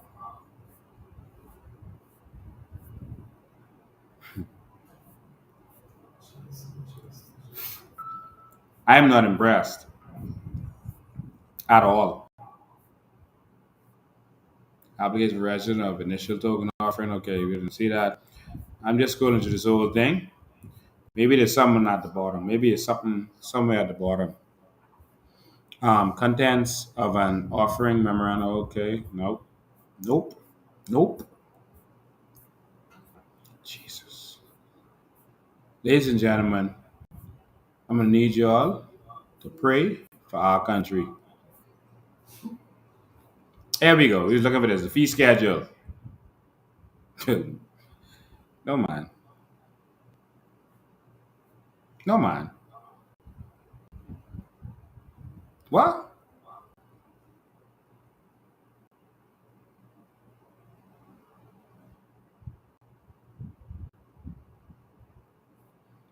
Listen, man. There's multi-million, billion-dollar companies. Man, hold on.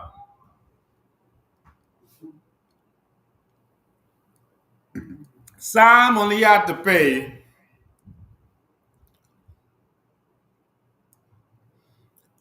a $5,000 application fee for digital token exchange, or let's say all other business. I don't know if he was really he wasn't. I don't know if he was a digital token exchange. They have a digital token, but he might be all other digital assets business. Sam had to pay $3,000.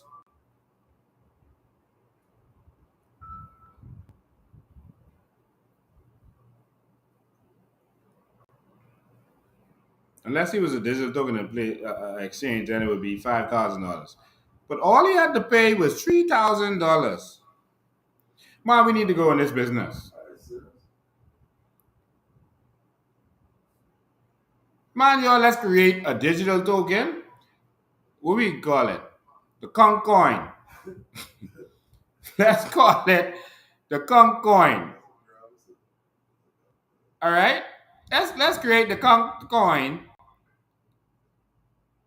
and pay them $3,000. It's a $10,000 renewal fee, but Sam didn't make it to the year end.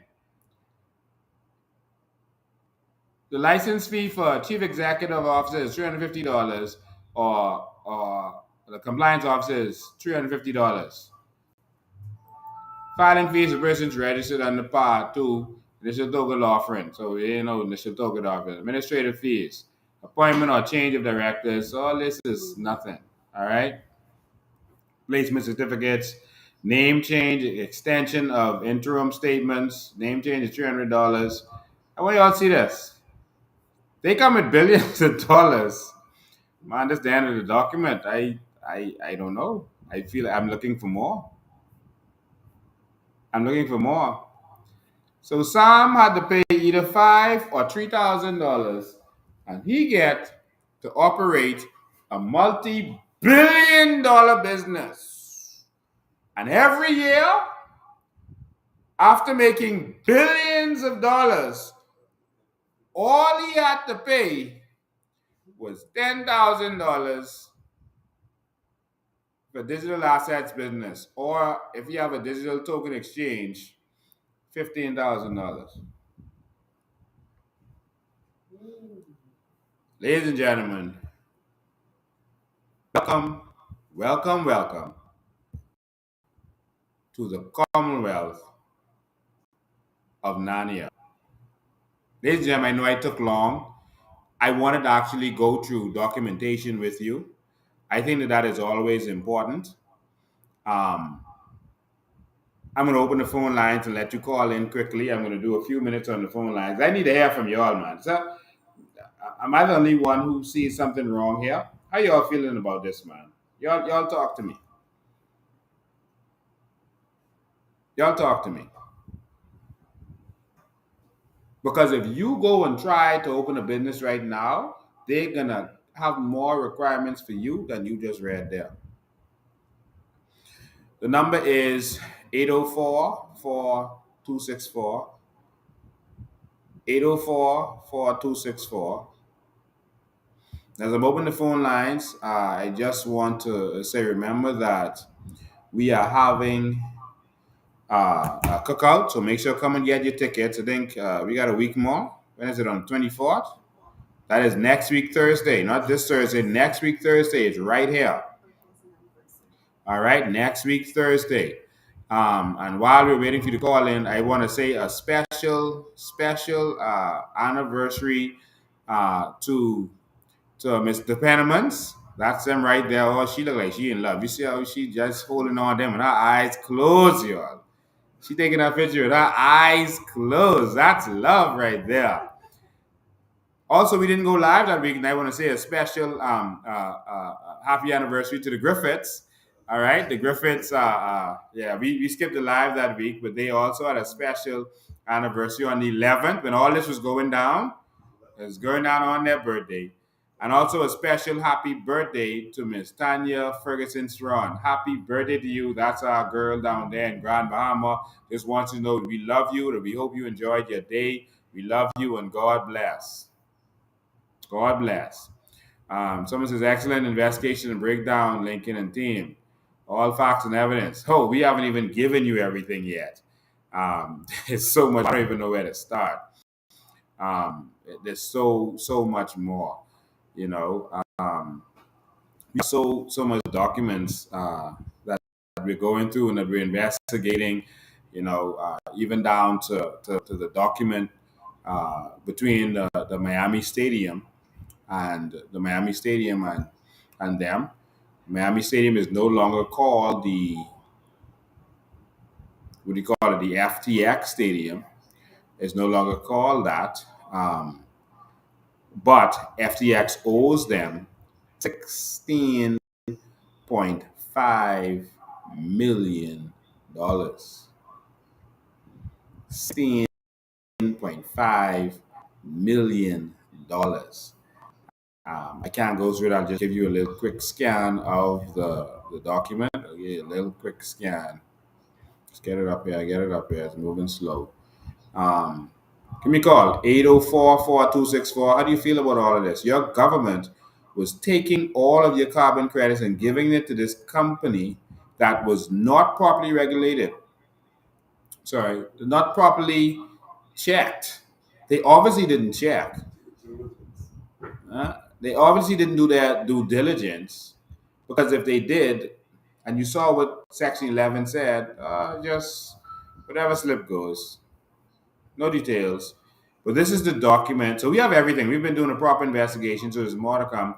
Naming rights, an agreement. This Miami-Dade County, Florida, and West Realm Shires Services, Inc., doing business as FTX.US. And so this is the agreement between them.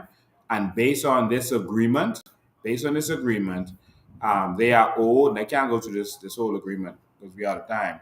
But based on this agreement, they owe the Miami Stadium $16.5 million. All right, so that's that agreement. Just wanted you to get a little quick thingam there.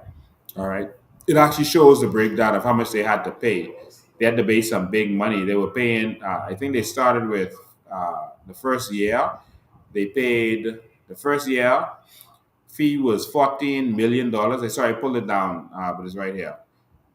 For the first year, and then after that it's $5.5 million. That increases periodically for until year 19 to $8 million. All right, that's the agreement they had. But they're gonna have to pay a penalty because of the current situation. All right. So, all right, we've been going for almost 2 hours. I wonder if I have this. Been going for almost 2 hours. Oh, sorry, it's on Do Not Disturb. I'm sorry if you've been trying to call. Someone had the phone on Do Not Disturb. You can call in now. Okay, we see you were calling in. I'm sorry. All right, if you're calling, you can call back in. 804-4264. 804-4264 is the number. 804-4264. Ladies and gentlemen, I am extremely concerned that our government, in their slackness, compromise themselves, and they are now looking for a way to slither their way out. Our police are compromised. Everyone is compromised in this. The government is compromised.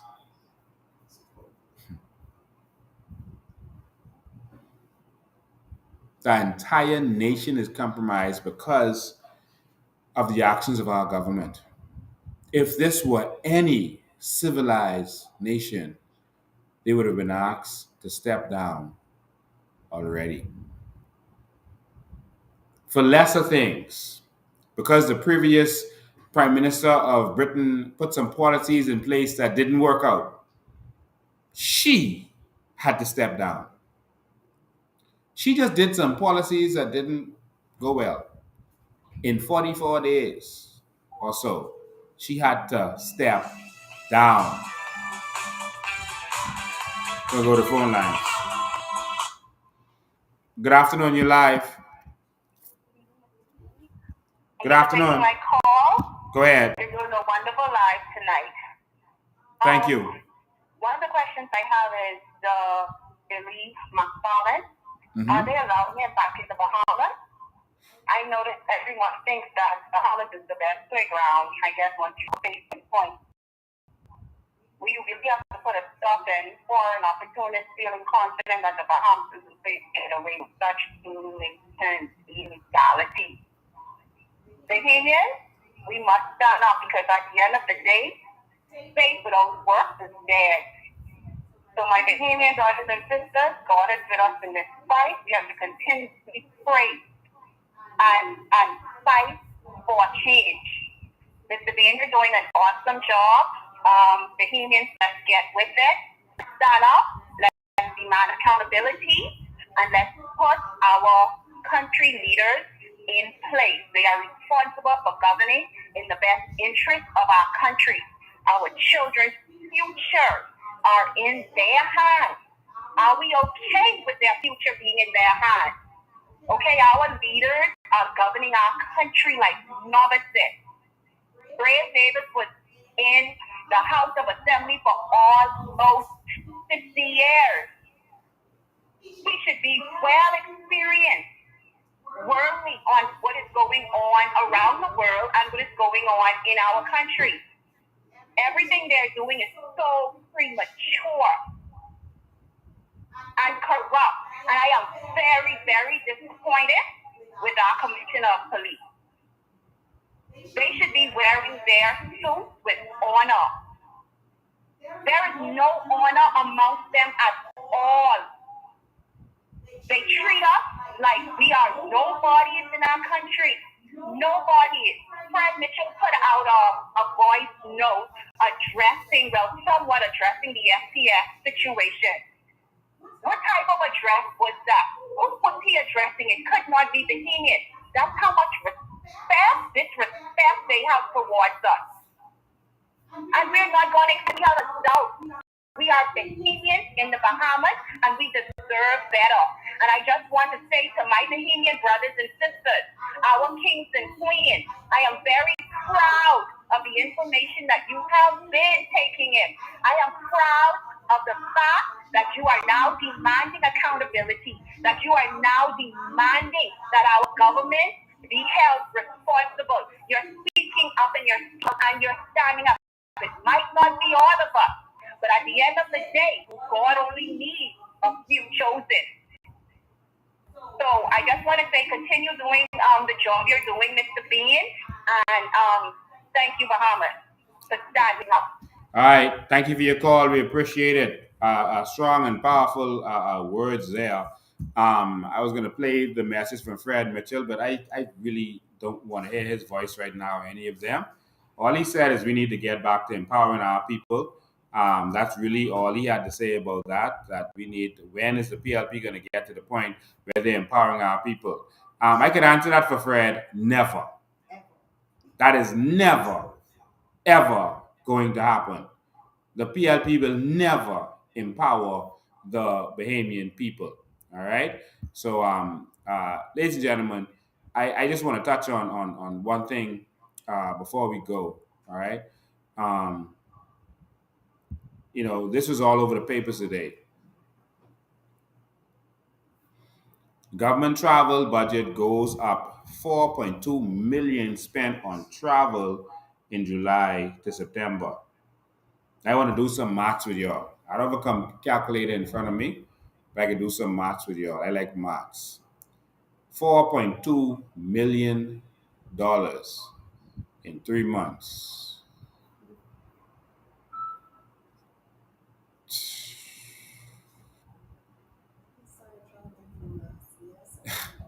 $4.2 million in 3 months. July, August, September.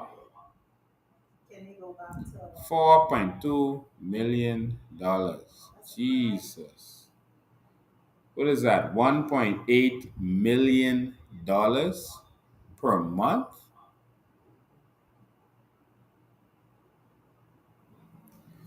Jesus. Let me pull up the calculator so we can get this right. Y'all, let's do some calculations. And there's a reason I'm bringing this up that I want y'all there. Stay tuned. The reason I'm bringing this up. All right? Let's bring this up. So let's do that. 4.2. $4.2 million. And so that is divided by 3. Oh, sorry, it's $1.4 million per month. $1.4 million per month. All right. And if you times that by 12, that's 16.8 million. $16,800,000 for the year. So Brave and Clint them spending $1.8 million every month just traveling. Jesus. That's 16,800,000. That's not like over budget already. $800,000 for the year. Now this what y'all ain't doing. Times that by 5 years.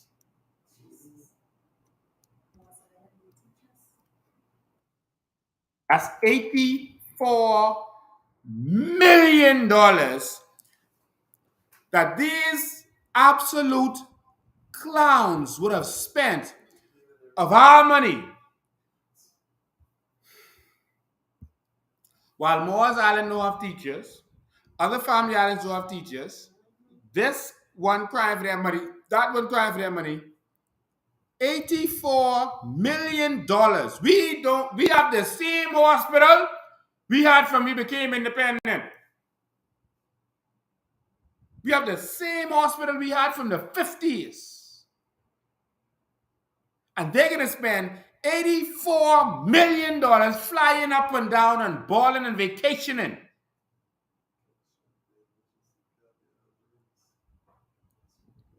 $84 million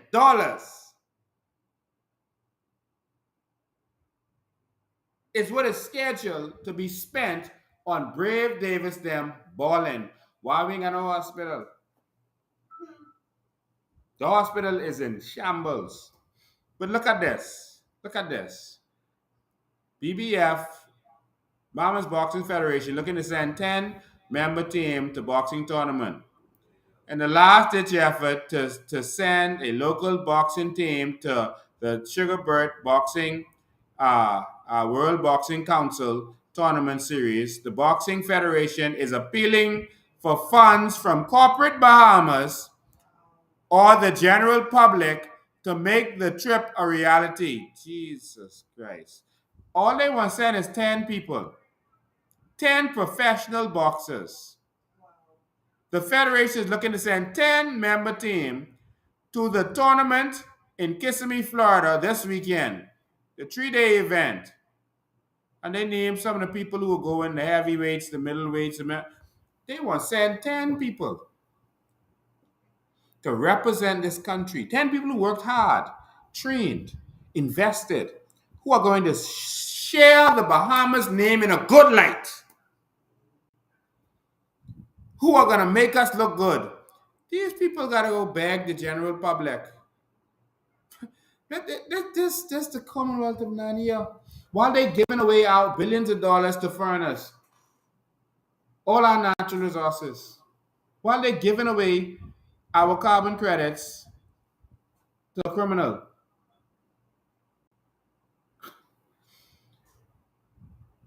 Ladies and gentlemen, welcome to the Commonwealth of Narnia.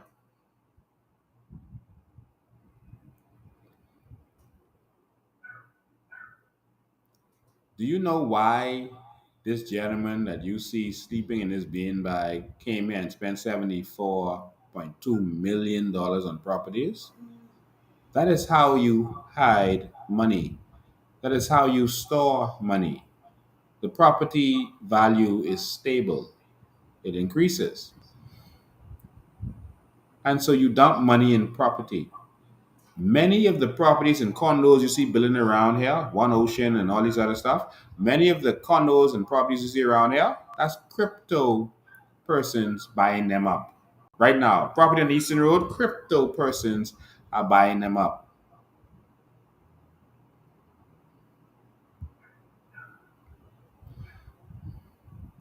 We are being run by a criminal organization called the Progressive Liberal Party. Our police force is now, in my opinion, because they received gifts from this gentleman, they're compromised. And the only way that the police, they got bought out with tablets. Like, what do our police do with tablets? What they need tablets for? The audience in there said to give it to their children.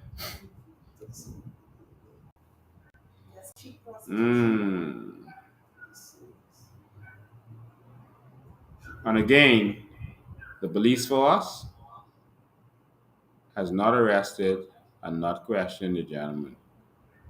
I showed you the laws. There's more. Going live again on Sunday. Ladies and gentlemen, we need change in this country. We need a new Bahamas. We need to leave that old Bahamas alone. These fellas are just corrupt. They are corrupt.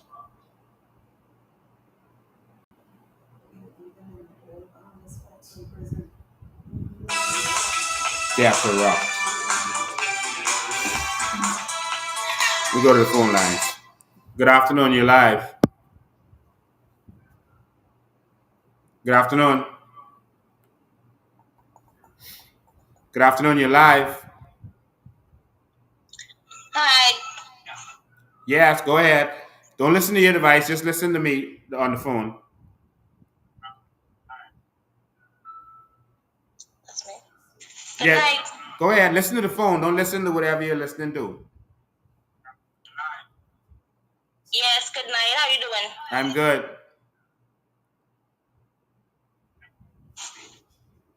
I just wanted to let you know that I watched your Steve McKinney show. Yes. And I wanted to let you know that I heard your Steve McKinney show, and I was wondering Just listen to the phone. Don't listen wherever you're watching this on. Don't listen to that. There's a delay. So you can turn it down and just listen to the phone, okay? Okay, hold on. Just listen to the phone. I just wanted to let you know that the act.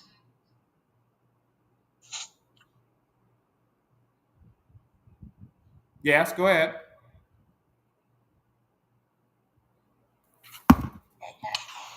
Yeah, just talk. I can hear you. The act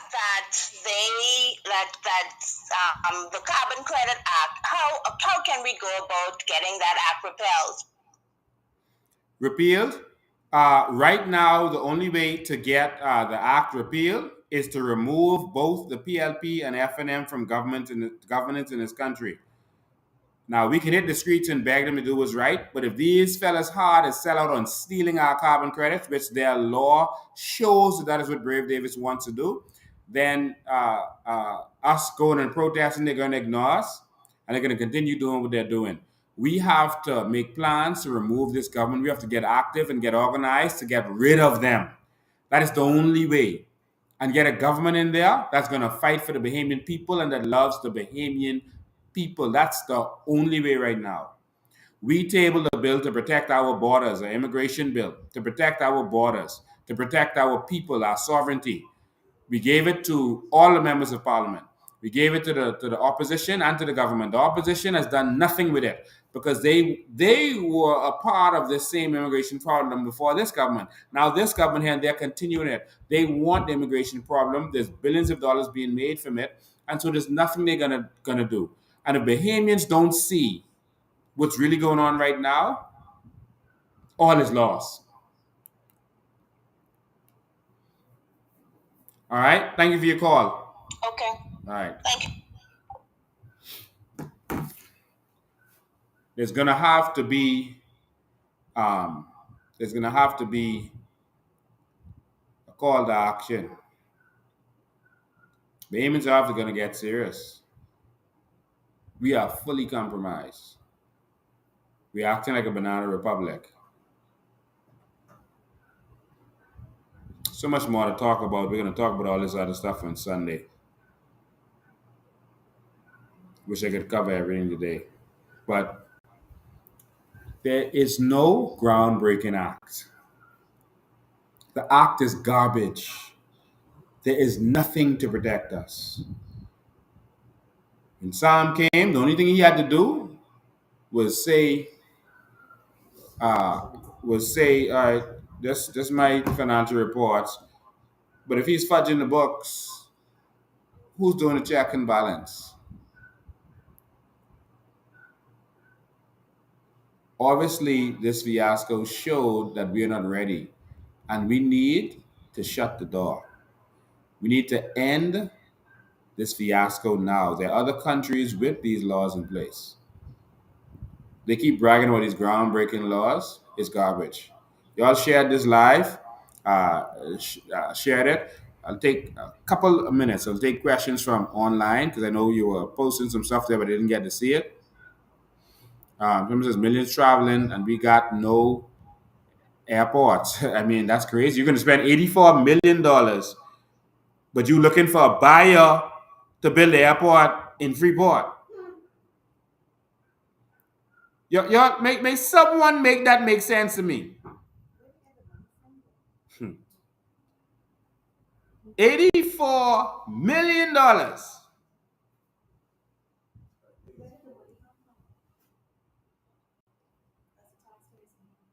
Someone asked me where the money come from. That's your VAT money. That's your customs money. That's the money, the taxes when you put gas in your car. When you pay your property taxes.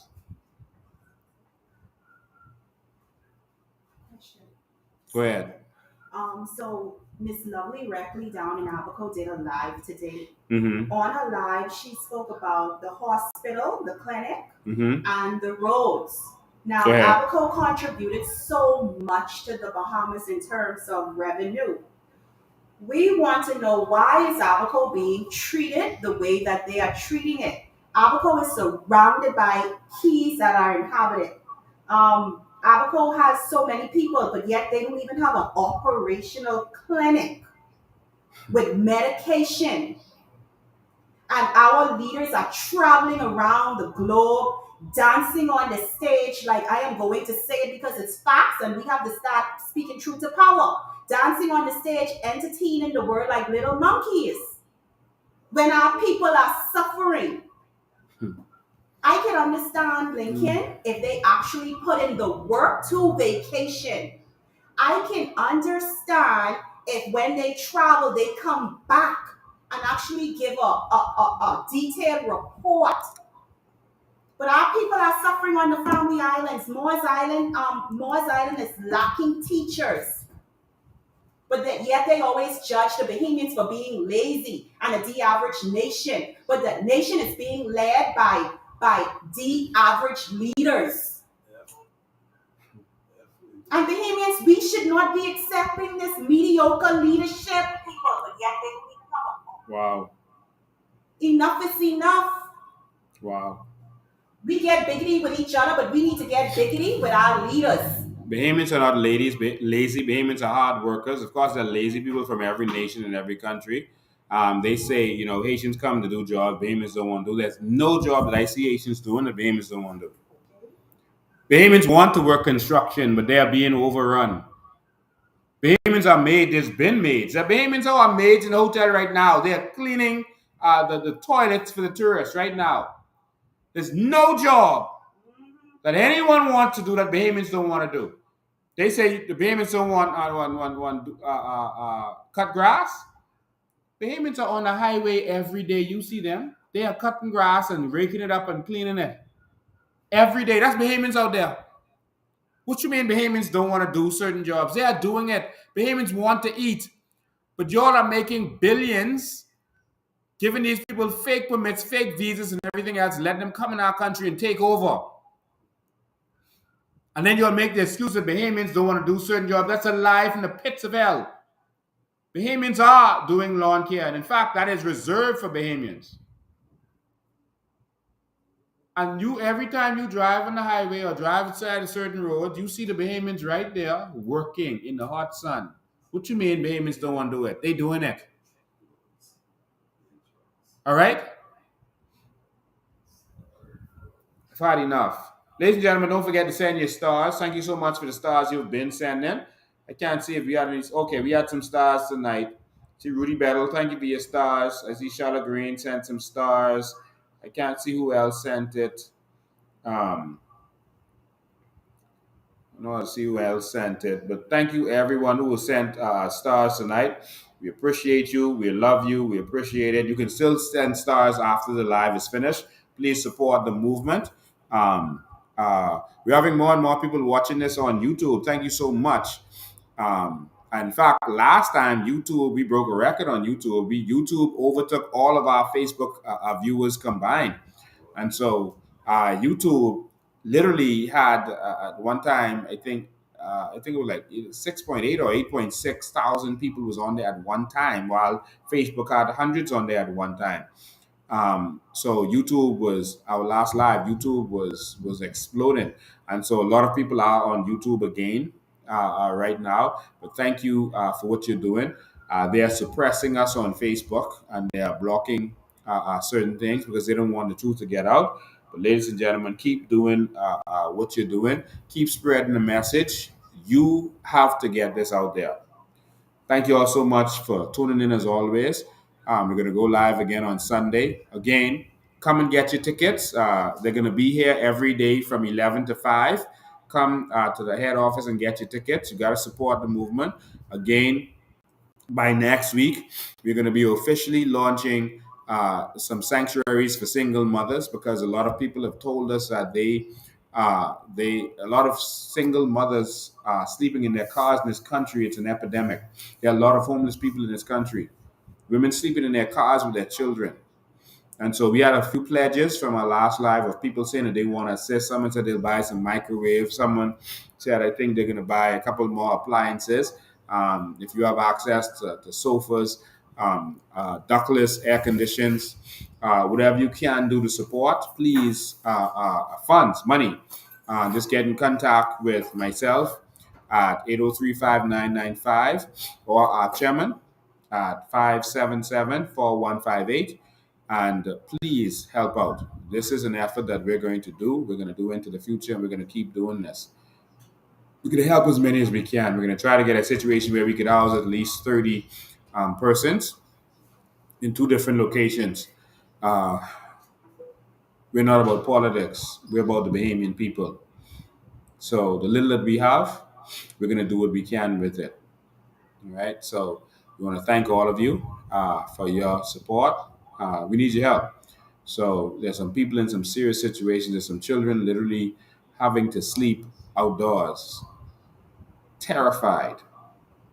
There's some mothers sleeping outdoors with their children right now. Right now. This is serious. One woman came to me recently and there was nothing I could do. She's sleeping in an abandoned house with her children. And we're speedily trying to get the shelter open so that we can help those persons. We're going to provide them a meal a day. This country is suffering, man. While these people literally partying, and there's people who are proud to see them saying, "Oh, look at them dancing. That is so nice." They're dancing while people suffering in this country, man.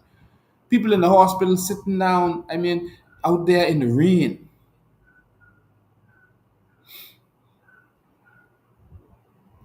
We have a hospital that don't work. We have a dialysis center that is garbage. 50 years. I see them talking about the road to 50. And look at our roads. We can talk about this next time, but we've gone backwards. I was sitting down looking at every other country from 1970 to now, and it's like every other country has progressed. Haiti got freeways. Haiti got freeways, overpass, like what they have in Miami. Haiti got that. Right now, East Street roundabout, Blue Road roundabout, they should be overpasses, not roundabouts that still have traffic. Roundabouts don't work. You still have traffic. You should have overpasses where the traffic don't cross each other. We need a new Bahamas, man. We need a new Bahamas. I looked at pictures from the 1970s and 1980s at the Bahamas to now. We stuck in a time trap. I looked at Bay Street. I mean, I have the pictures ready. I was going to show them that, but we run out of time. We can talk on Sunday. Ladies and gentlemen, I believe in a new Bahamas, and I'm going to fight for this. Y'all stand with me, man. This is for all of us. This is for all of us.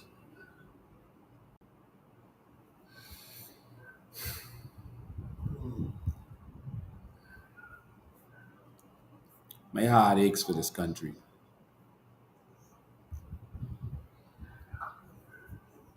We could be so much better and do so much more.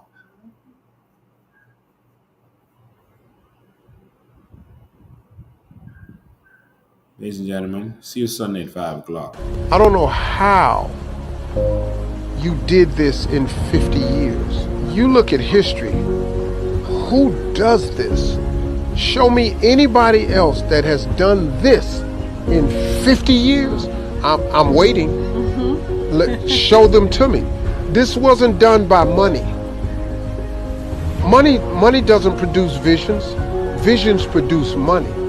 You've had leadership over here that were visionaries, great visionaries, and their vision was more about the people than the money, because you can't accomplish this in 50 years without loving your people first, because the people are the ones that's benefiting from this. Look at your health care. Look at your road system. Look at your highway system. Look at your airports. Who does this in 50 years? But who benefits? You're going to care about those people. It's something to be learned about what's been done over here that could be duplicated in the world, because there's people with this much money. You just don't have people with this much love for their people.